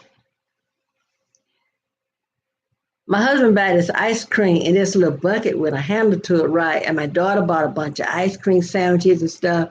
So one of the flavor ice cream he used to get vanilla with the pinks with the strawberry swirl in it. But since strawberry pumps up my eczema and the chocolate and stuff, so now he buy vanilla, right? Cause we used to get cookies and cream. But let me tell y'all stuff. A good way I love to eat my vanilla ice cream. Don't laugh, y'all. Don't laugh. Don't laugh. Don't laugh. Let me take my belt off. Ain't got no belt. I love to get me a handful of frosted flakes. Sprinkle it on top of that ice cream. And when I eat that ice cream, I got that crunch. Cause I can't have nuts. I have a nut allergy. I have acquired a nut allergy in my old age. So I take about a handful of frosted flakes and sprinkle on that vanilla ice cream. So I still get that crunch. Let me tell you, that is good. If you eat vanilla ice cream, try it with a little bit of frosted flakes on it. It is good. Yes, ice cream is good.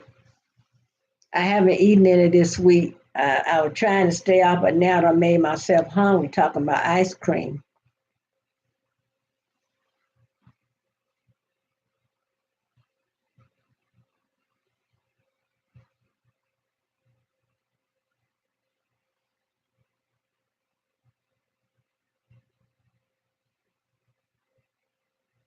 Oh, okay, you love with banana. It's good, y'all. Try it. And see, sometimes I get dry heave, and cause I had a, I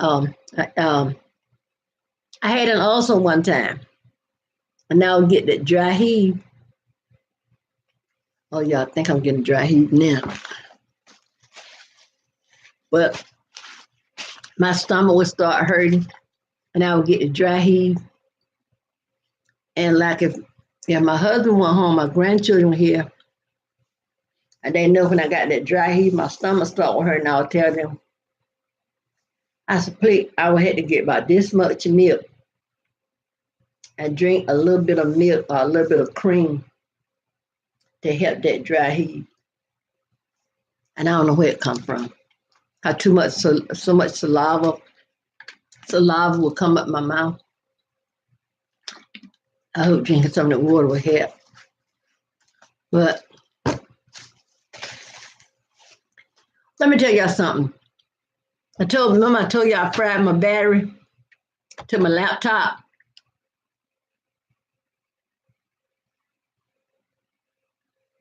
Oh, okay.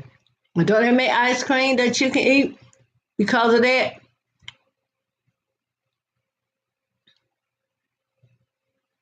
Well, for my eczema, they told me to get off all dairy products. But how can you give up eggs?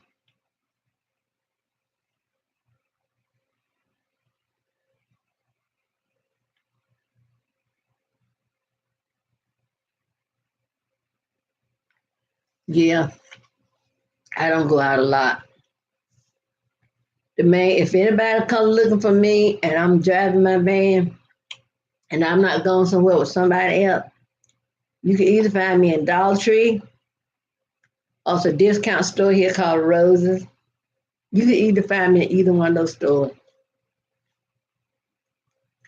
Because if I'm going a long way, then my husband is driving.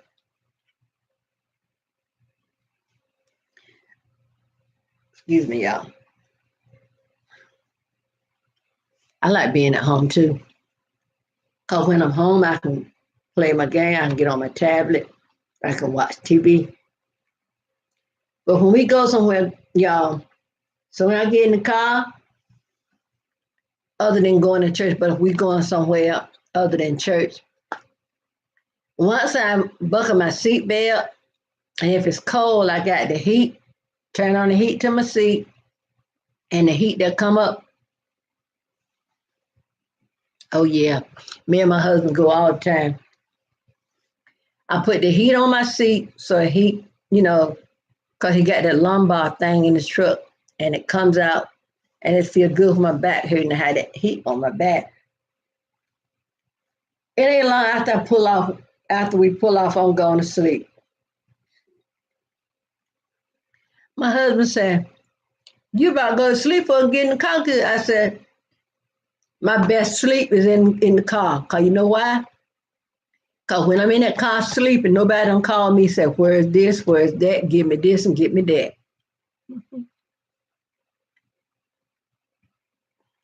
Yeah, I love thrift store.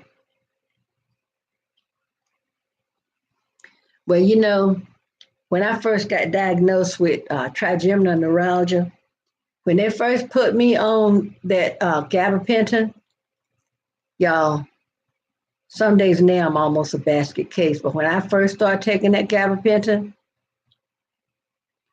I slept for days and days on end. Cause my sister, she came over. Cause my daughter was working, so my sister would come over when my daughter would go to work to help my husband do stuff for me. If the house need cleaning, like need sweeping or something like that, she would come and make sure I got something to eat and stuff like that. And then days, I missed some days from church where I just couldn't go because, nerve pain ain't no joke. And when it's in your head,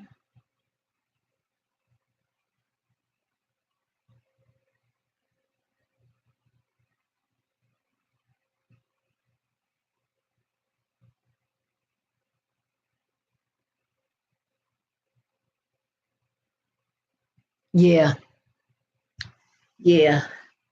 So those days, there are days when I know when I had my knee operated on, one about home during the day with my husband.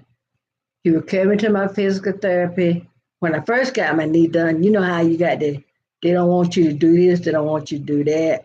Don't do a lot of standing. Make sure you go to your physical therapy, blah, blah, blah, blah, blah, blah. Me, I do not like laying in that bed. I want to get up and do stuff, you know? And when you can't get up, you think of everything you need to be doing. I said, I need to steam mop my floor. I need to do this. I need to do that. Um, we got hardwood floors, and in the dining room and in the living room, we just got little area rugs, right? And I was like, man, the wood part of the floor needs Swiffering, and the carpet needs vacuuming. So when my sister come over, she would say, "What you got? You need for me to do?" I said, "No, that's all right. I'll get it." I said, "I need vacuum." I said, "But I'll get it." She said, "Girl, you know you don't need to be up trying to vacuum no floor." So those days, if anybody know anything about trigeminal neuralgia, you know what I'm going through. So there are days now, when I have those days, I tell my husband, this is one of my days when I'm just, and on those days where I know my head is not right, I don't get behind that wheel. Because one day I got behind the wheel and my head, I was all dizzy, my head was all every kind of way. I was all up on the sidewalk, y'all. So I think when I got home, I thank God so much for letting me get home in one piece. 'Cause I could have ran into a telegram pole. I could have ran the red light, whatever. But I thank God for just being my strength and my sight. And that was, they always say, Jesus take the wheel. He literally took the wheel that day.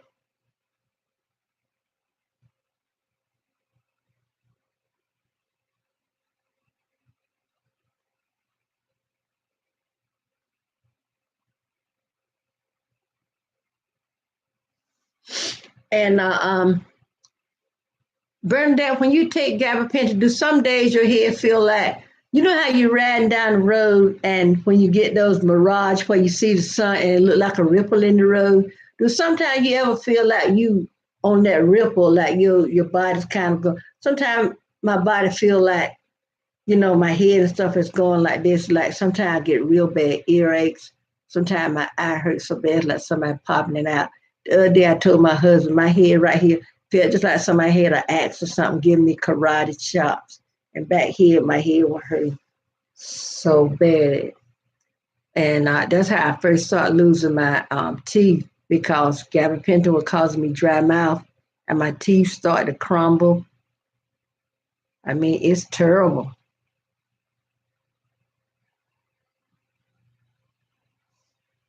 Yeah, I had those days where I do a lot of crying too, girl. But I have to take my gab. I take 600 milligrams in the morning, 600 milligrams at night.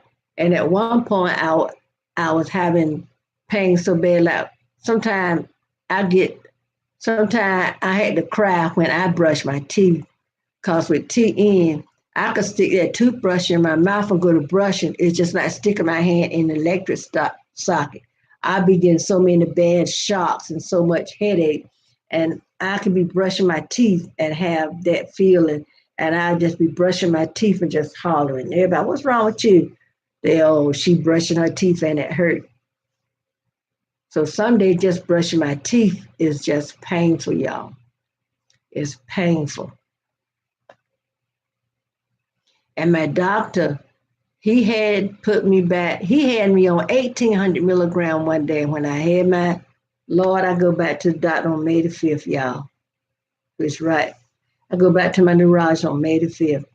Um, Sometimes, when I went back to my doctor and I told him to take that gabapentin back down to 1200 milligrams, 600 in the morning, 600 at night. I told him it's bad enough to be kind of zombie-like when I'm on the 1200 milligram, but when you got me on 1800 milligram, and then I take amitriptyline. So once I take that, I got to sleep so many hours for my body to get right.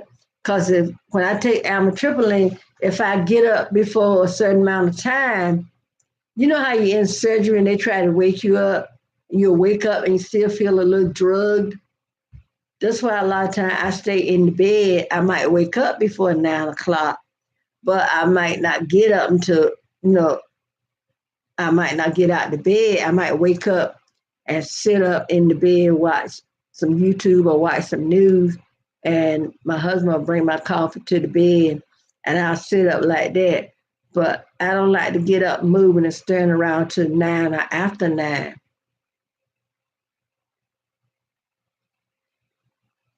It ain't no joke, child. I know what you're going through. And see, like when I got some kind of love. Oh, that might be a more. I better not pick it up.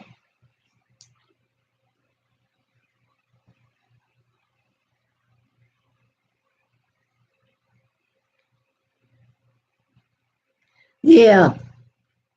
And there was one point now, with there's time when I can't eat anything hard, like where I don't eat peanuts anyway now. But when I could eat peanuts, I couldn't eat the peanut. I couldn't eat stuff that was hard. Sometimes, I love the skin on the chicken and I love the breast and the wing. And sometimes I would pull, if the skin too hard, a lot of time I couldn't eat it because, you know, it just caused too much pain. So I dare not eat anything that's hard. But I have to I asked my doctor to step me down off that gabapentin. He was like, no, if I take you off it, I'm afraid you'll have a seizure. And there was one day I told my husband, something went on with me. I think I was in church. And I told my husband I got ready to go home. I said, I think I had a seizure. He said, why? When my pastor get ready to preach, I carry my bag because I have to call the roll my husband and I open up the church. He the overseer, he the superintendent of Sunday school, and he teaches Sunday school some. So I call the roll when we have Sunday school, right? So I carry a tote bag with, even though I got the Bible on my tablet, I still carry my Bible. I carry my Bible. I got a 3-subject notebook. That one section is where I take notes during the service, one section where I take notes during business meeting, and one section is for notes during Bible study. So when I would turn to the page where I was taking notes for what the pastor was talking about that Sunday, it seemed like I got a little, I don't know, like I felt like I was out of it, and I was writing something. I looked at my paper, and I don't know, seemed like at one point, seemed like I was like in a hazy area or in a daze, and it's like, I don't know, it's like I was in a far off stare. And what I was writing down there, I don't know what it was because I couldn't tell what it was. And when I went and looked down, it looked like everything was like that wavy, you know how the heat waves in the road, everything looked kind of like that. And I told my husband, I said, I think I had a seizure while I was in church. And I know I took my gabapentin that morning. That's why I do not. That's why I make sure I take that gabapentin to my doctor. Because see, when they did the MRI, once I got diagnosed with trigeminal neuralgia in our local ER, because I noticed I had been, yeah, brain fog. That's what it was.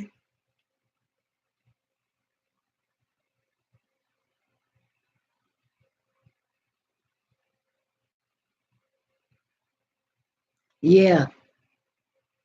So I told my husband, I said, I've been trying to remember to show him what I had wrote in that book. Bernadette, do you be writing sometime and your hand jerk? Sometimes, and sometimes my head will jerk. I can be sitting and my head would jerk like that or turn real fast like that. And it's scary, y'all. It is scary.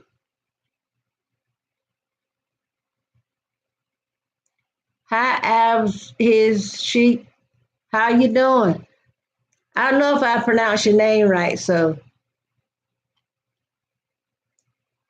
yeah, I know I have those times too when I can't write. And if I do write, you won't understand what I wrote. Okay, I'll call you Ab.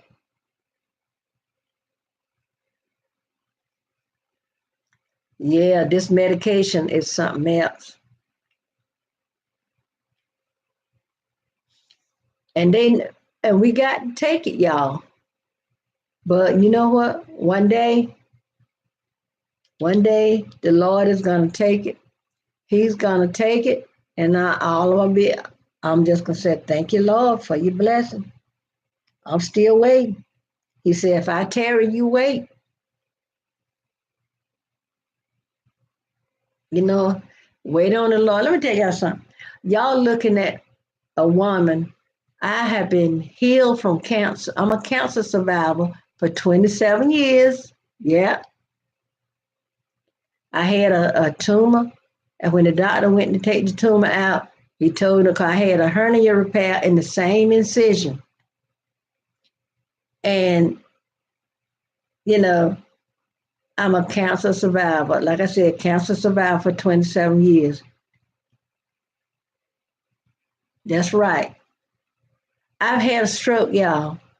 And see, that might have been when my family doctor told me that might have been the beginning of the TN when I had that stroke.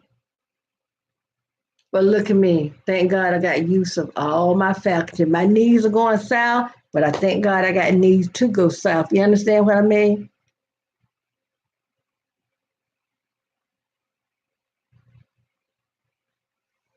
So, and I mean, y'all know what? I see one of the roughest thing to get through is when you lose a child. I know because I've experienced it. And see, I cried and cried and cried, and everybody just thought that crying was gonna make this nerve start acting up. But you know, that's why I say all that I've been through, it's a wonder that I'm not crazy. And I'm not gonna turn loose of God's hand. He done brought me too far, and he's not gonna leave me. Well, he said in his word, I never seen the righteous forsaken or what? His seed begging bread. So, see, let me tell you, I thought I was strong when I got healed from cancer. Okay, I thought I was strong. I thought I was strong when I had a stroke. But when my son died, they said, you don't know how strong you are when strong is the only option you have. Hmm. So, I mean, let me tell you something. That's right, Sandra. He bought us too far. You know what? He died for us. The least we can do is live for him. Ain't it right?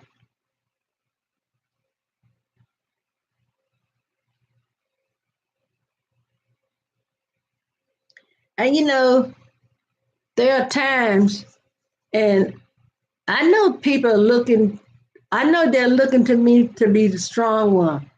But there are sometimes when those of us that people figure are the strong one, there are times that we get vulnerable too. We have times where we can't be strong. We try to keep up a stiff upper lip to be strong for those around us. But when we laying crying, soaking our pillow with tears, the Lord is right there. When I cried myself to sleep the night my son died, he was right there. When I cried all that time, when we laid him to rest and all that other stuff, the Lord was right there. And there are times, yes, I feel him. And there's times that we know he's around, you know. But one for the Lord God on my side, y'all, where would I be today? All I've been through, and all I can say is, but God. I got so much to be thankful for, y'all, because I could have lost my mind when my son died. But I thank God, you know, he said he didn't give us a spirit of, uh, he didn't give us the spirit of fear, but a spirit of what? A sound mind, mm-hmm. A spirit of love, power, and a sound mind. That's what I'm trying to get to, y'all. That's right. You keep moving. That's why I think cause TN is very painful, y'all. If you don't know what it is, please look it up. That's why I think with me keeping my mind busy, doing stuff all the time, I ain't got time, that gives me, that don't allow me the time for think about all that other stuff. I don't be thinking about, that I got eye pain or I got an earache. Cause a lot of time in church, I have to wear an earplug. There are times in church I have to wear earplugs. There are times when I'm sitting in church because of so many lights over here, I got to sit in church with shades on because lights is a trigger to TN for me. There's times when I'm sitting in my room watching TV, I got to watch TV with shades on.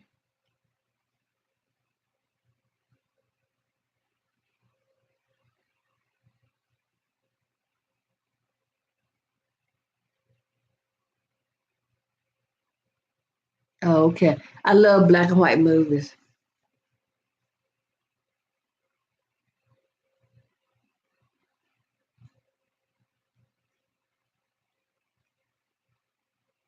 Well, I'm glad you found me, Bernadette. I hope I can say something that'll help you on your way.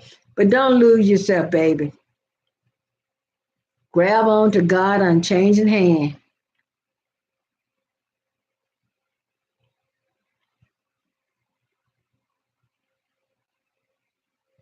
Yeah. But there are times, that's why a lot of times I don't go a lot of places by myself. They're like with my granddaughter being on spring break. Okay. And so when I do go somewhere, she'll be with me. Cause I told my husband yesterday, my family doctor had been getting after me because I wasn't using my cane. And I said, I ain't using no cane. He said, well, keep falling then. Then when I thought about that, so I got my cane a little hand in there because I was in the store. Yes, you can. I was in the walking around in the store, and girl, this bad knee, my good knee is starting to be a bad knee too. And we ain't got but two knees.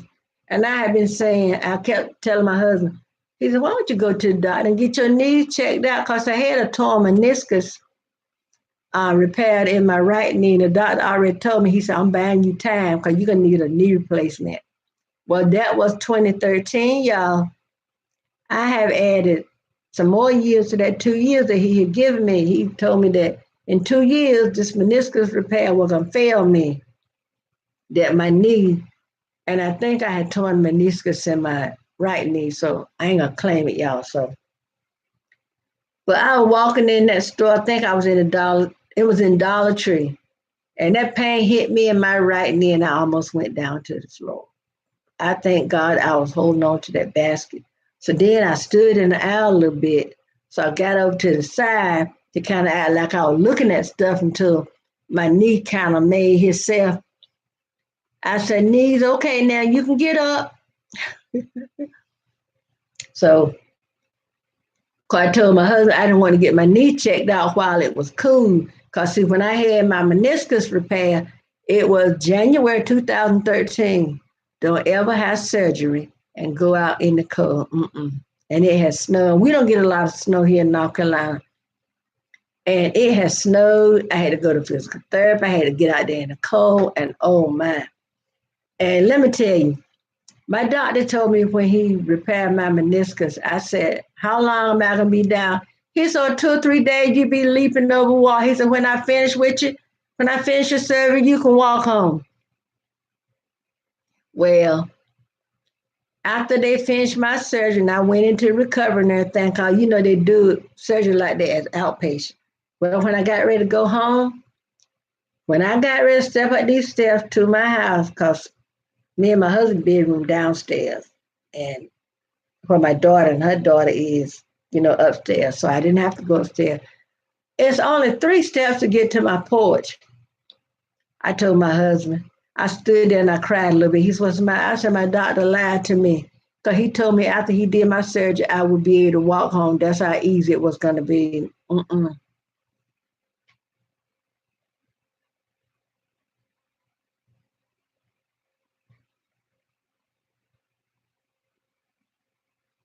Yeah, we're gonna pray for each other. Yeah. See, that's what's wrong with the world now. People don't think about praying. Yes, me too. Yes, I'm gonna tell you. I enjoy these talks, y'all, and I hope everybody, I try to inject some humor and things, because laughter does the body good, and you hear people say, I got to laugh to keep from crying. And I know all of us have been in that place in our lives one time or another where we had to laugh to keep from crying, because I love comedy, but I love the old comedy like Red Skelton and Dick Van Dyke and those like that.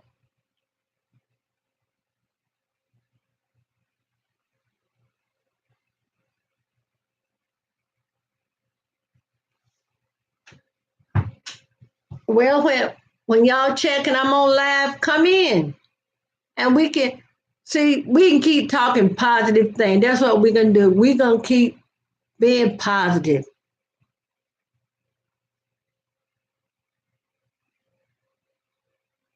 Well, thank you. I'm glad because y'all know now when me and with my daughter and her children, we got 4 bedrooms upstairs in the bathroom.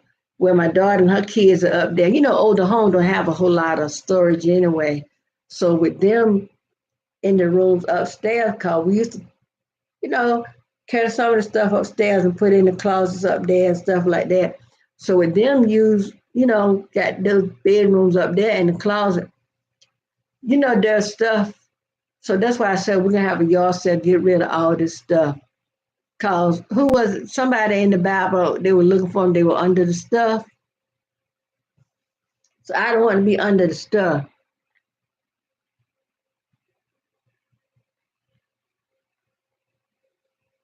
Thank you, Sandra. I try. I try. You know what? Maybe something I would say can help somebody else.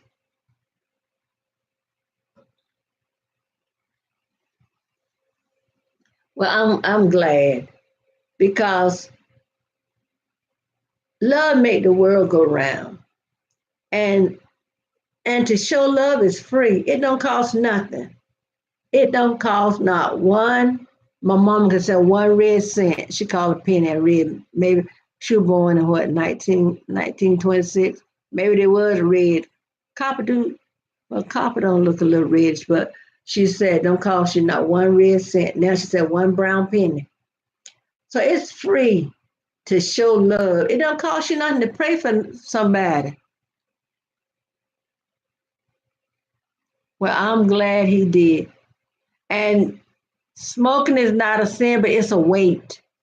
Because weights will weigh you down where, you know, I told him in church when we have testimony service in our church. And when I testified, I told them, I said, you know what? Sometimes the enemy will come to you. He'll try to make you think you're going crazy. He'll try to make you think nobody don't love you, nobody don't care. He'll try to, oh, good. And he tried to put all this negative stuff. He tried to inject that on you, so maybe you could, he thinking if he get you feeling like this, that you do a lot of unsavory things. Not so. I told that devil, get thee behind me, Satan. I ain't falling for that. And like I said in my testimony, I don't care what my lying eyes see. I'm gonna believe God. I'm gonna believe God. I don't care what my lying eyes see. What Marvin Gaye said, believe half of what you see and none of what you hear.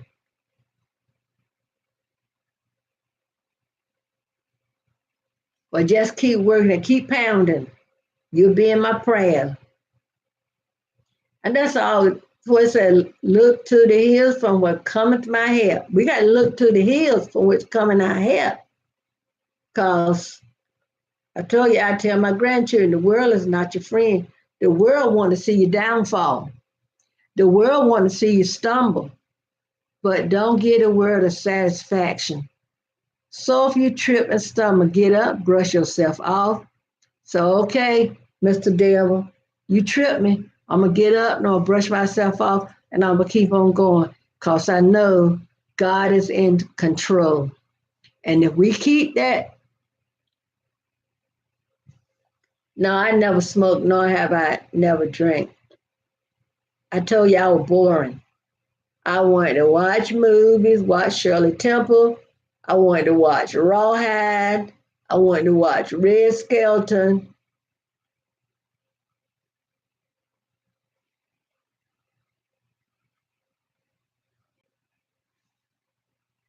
Yes, that's right. The enemy will come to you, and we all have had those periods, those times when I had I went in the room one day and I closed the door and my husband out in the den watching TV. So I went in there and I was gonna watch some YouTube. So I said, let me, say my prayers before I turn the TV on. Because, when you get praying and stuff get in your mind, you will lose your train of thought. So if you got the TV or something on, put it on mute or turn it off and then say your prayer. Because y'all know what? I believe every word in that Bible. I believe every word. Like I tell them, I'm crazy enough to believe everything in there.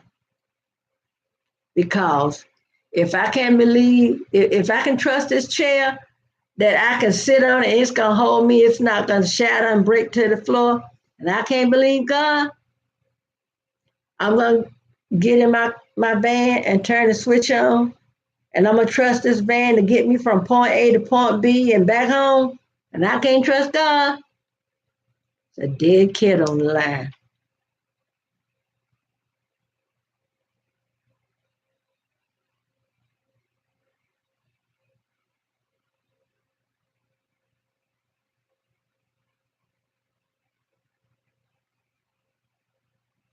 My mom used to smoke until she got an ulcer, and she at that time, you know, you could smoke in the hospitals and everything. She was smoking, and when the doctor came in there to check her, and he saw where she put out a cigarette, and he asked her, said, "Was that your cigarette?" She said, "Yeah." He said, "If you smoking and you got an ulcer, that's like throwing gasoline on um, a fire." And she started smoking because of an ulcer. But I never smoked. I drink. I told you I was boring. I was sitting in the house play. See, I was asthmatic, so I didn't get. There are days when I did get out to run and play with my cousins and my brother and sister, but there are times when, because of asthma, I had to stay my tail in the house too. I spent a lot of time looking out the window, looking at them play when I couldn't get out. That's when I had paper dolls, I had books, I had my Thumbelina doll, I had this doll and that doll. You know, something to keep me busy. I had what crossword puzzles and books, stuff like that. The little tic tac toe thing. I guess they would take pity on me and come in the house, play tic tac toe and stuff with me, and dot the dot the dot dot dot. But my mom smoked, my dad smoked. I think all my brothers and sisters smoked. I think I'm the only one that didn't smoke. Oh, girl, I got some jacks here, honey. I got some from the thrift store. They were brand new, had never been out of the package, child. Okay, Mr. Macaroni. I got down on the floor with my grandkids and played jack. They're like, Grandma, come on, play jack. I said, Grandma, my goodness, floor. One of y'all had to help Grandma up. And we played jazz. My husband even played a couple of rounds with us. My grandson, he got down there, he played a little bit. But I got down on the floor and played jazz with those children.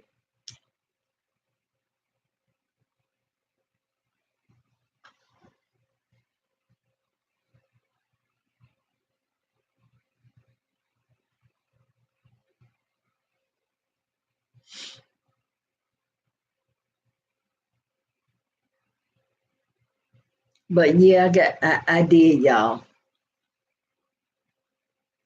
I t- my son that live in my youngest son is a pastor a couple of towns over, and I make a dish called chili macaroni. And my grandchildren keep saying, Grandma, we want you to make some chili macaroni. I told my husband, I think I'm gonna go to their house. I'm gonna go up to their house and spend maybe 2 or 3 days. And when they come home, I'm gonna have some of them like the homemade biscuits, some of them don't. But I'm gonna make them some chili mac, and it's something else I make that they like. And my daughter-in-law said she tried to make that chili mac, and they were telling it don't taste like what Grandma made. She said, Grandma, I can't make no chili mac. So I told her I'm gonna come. I made a big batch at one. The children always come down here to go to vacation Bible school with us. And on Friday, we have a little cookout. But when they come pick up the kids, I'll, I'll give kids lunch or whatever before we go to Bible study. And one day I made a big batch of chili mac just so when my son came to pick up his children, he can take him a bowl of chili mac home. And the children had eaten some of the chili mac. He said he couldn't enjoy what I had gave to him for himself and his wife if she wanted any. They wanted some more. I said, much of that stuff them kids ate.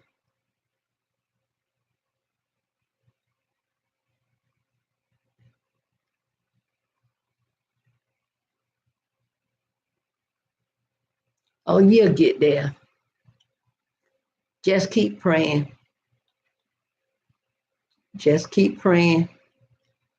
You'll reach. Don't be too hard. Never you trying, so don't be too hard on yourself. I don't know what my hair end up looking like, y'all.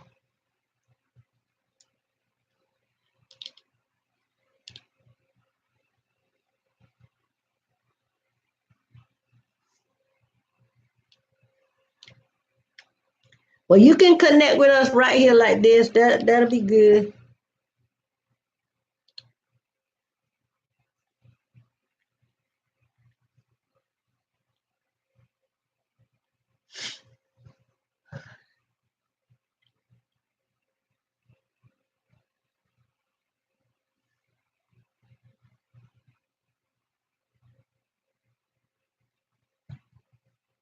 I'll look up your channel. I'll look up your channel if you got a channel.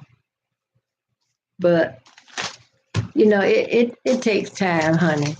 Like I said, don't be too hard on yourself. It takes time.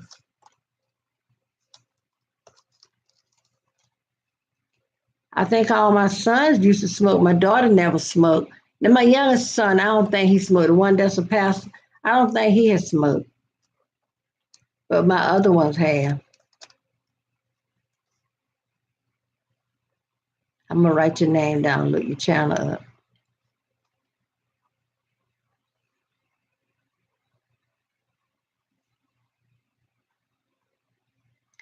I got a cousin. She was the only child for many many years. When my uncle and my aunt had their second child, their first child was 23 years old. It was that gap between them, you know. And by that time, she was married, and she had a child a little after her little brother was born. And she said, "I got a baby brother. I'm 23 years old. I got a baby brother."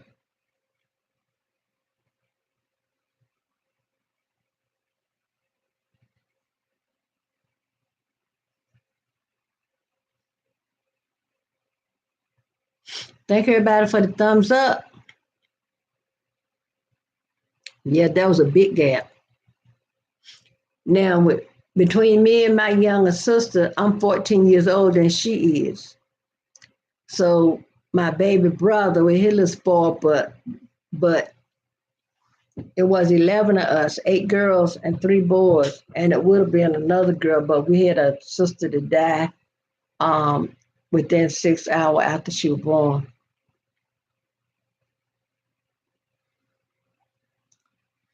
So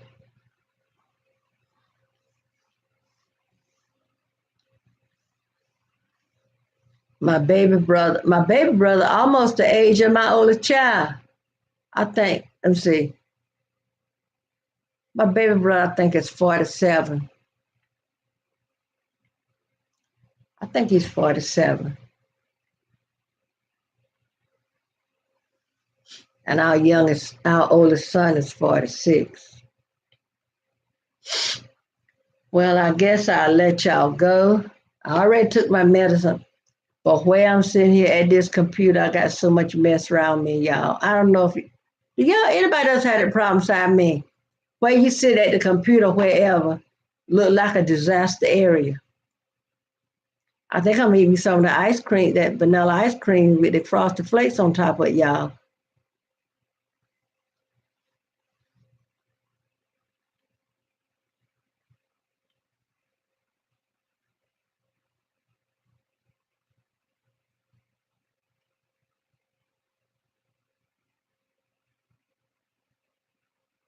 Oh, okay.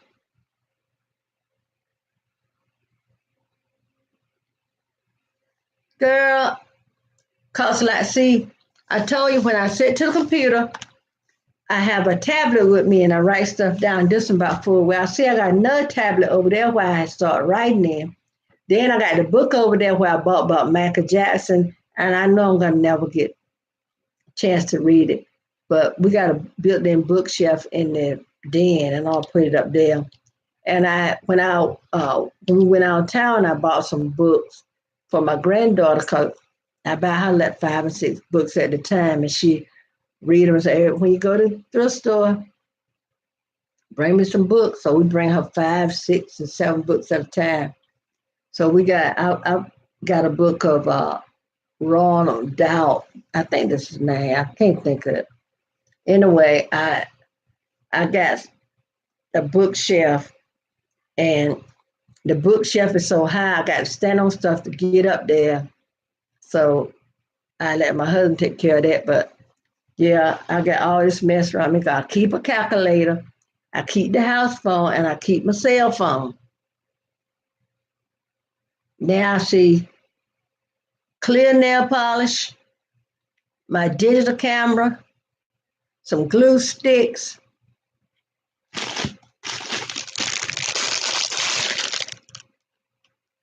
a cinnamon roll, nail clipper, nail file, this little thing here. Oh, wait a minute. Correction tape. This little thing here where I put my micro SD card in to scan stuff into the computer. House phone, calculator, paper towel, two spiral notebooks, and a book about Michael Jackson. And a Starbucks cup that we got from the thrift store to add to my. Now I got about 35 Starbucks cups all together with the tall cup they put cold stuff in and the mugs. I bet you I got 35 of them. I got 45 sitting on the table where I got to put on eBay or either Craigslist.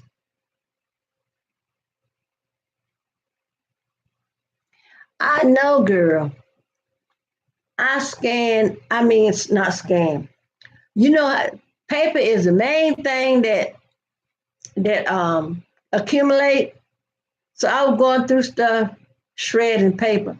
I bet you I dumped my shredder basket 5 times.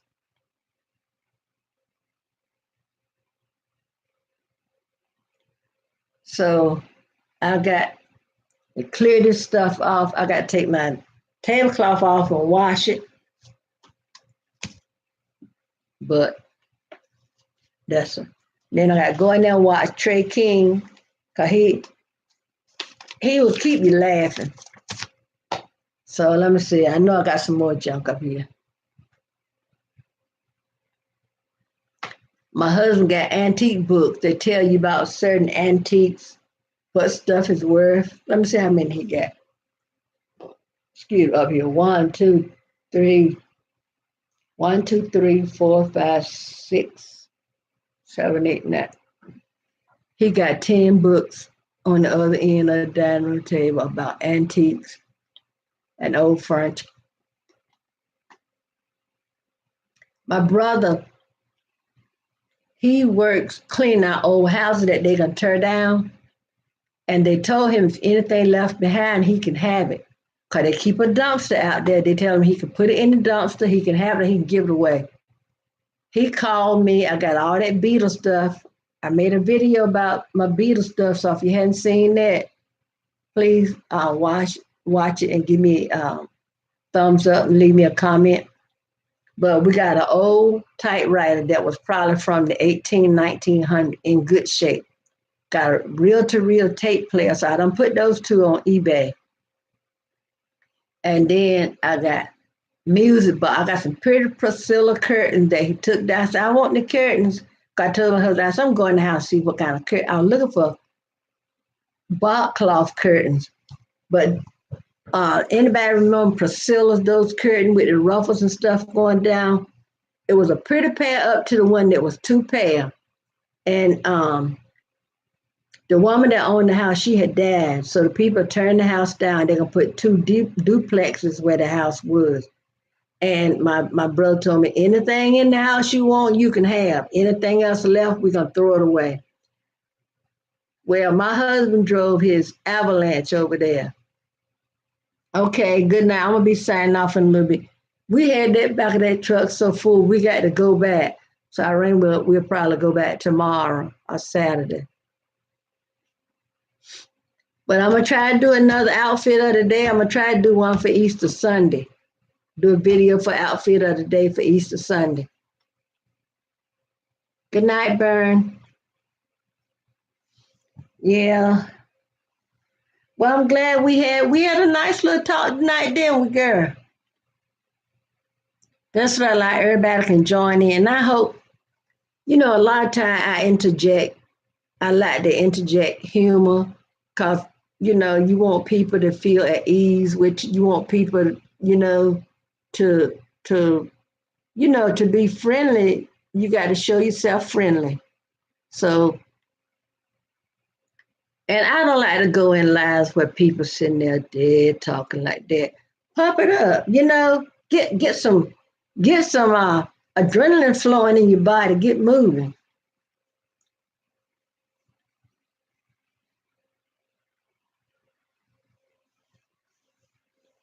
I'm glad. I'm glad. You know, in my playlist, I watch YouTube on my TV, and there are times when I watch uh, music, right? So, that'll be in your playlist. So, y'all, everybody and his brother know by now that I love Marvin Gaye, always have. Well, I got some of his in my playlist. I got some gospel in my playlist.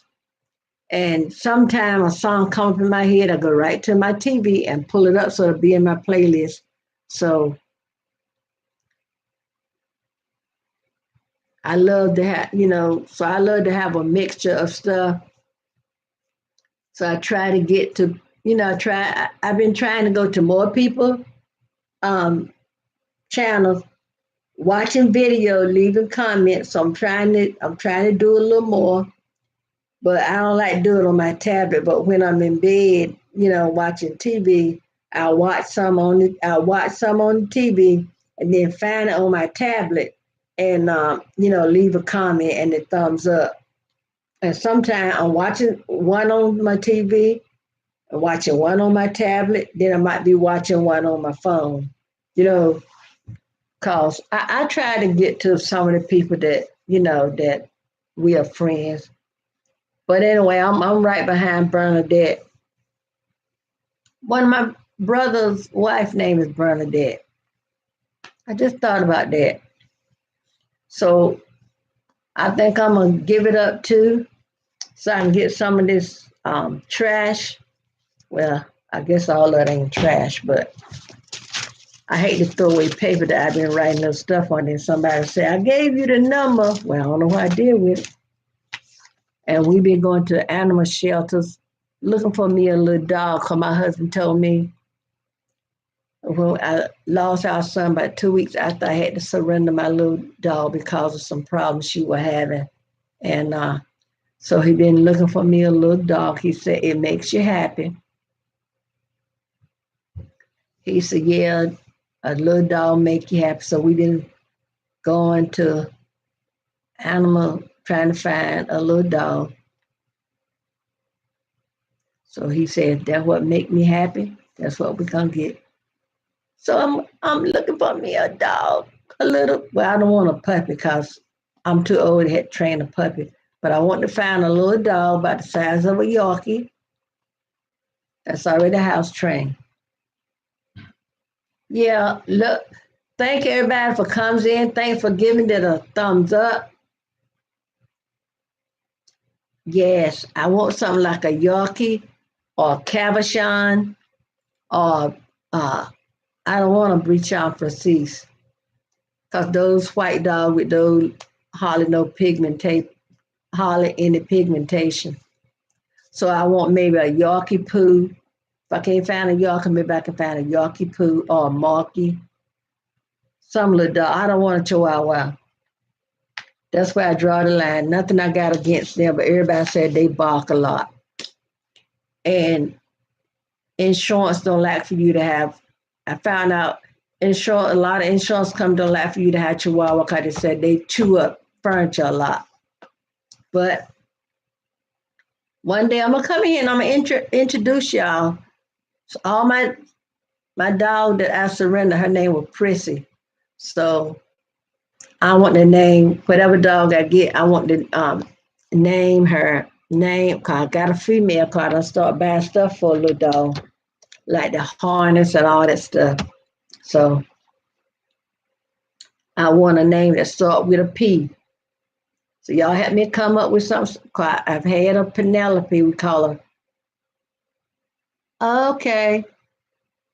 I've had a little dog. Her name was Penelope. We call her Penny for short, and it was for Punky Brewster because Punky Brewster's real name was Penelope, and they called her Punky.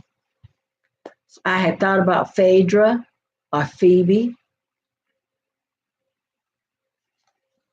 Oh, Pollyanna. I could call her Polly. So y'all, next time we come, y'all come in with some dog names that start with P. Okay, that's gonna be your homework. That's gonna be your homework. Next time we come to a live, remind me of the homework because y'all know I ain't gonna remember.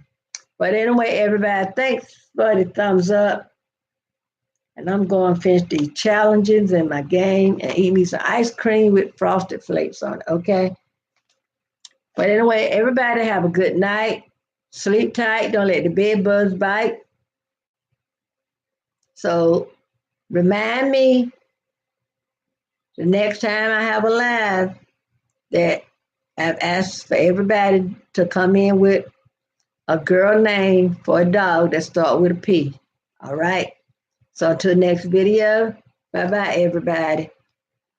Have good sleep. I love you.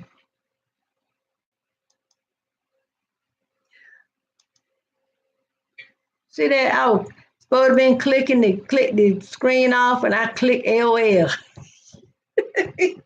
Help me, Lord. Help me, Lord. Who is it? Help me, please. Help me, please. Help me, please. Anyway, I digress, y'all. Comedy is a thing I like. Okay, y'all. I'm gonna click the right thing now. I'm gonna click the right thing. Okay. Bye-bye.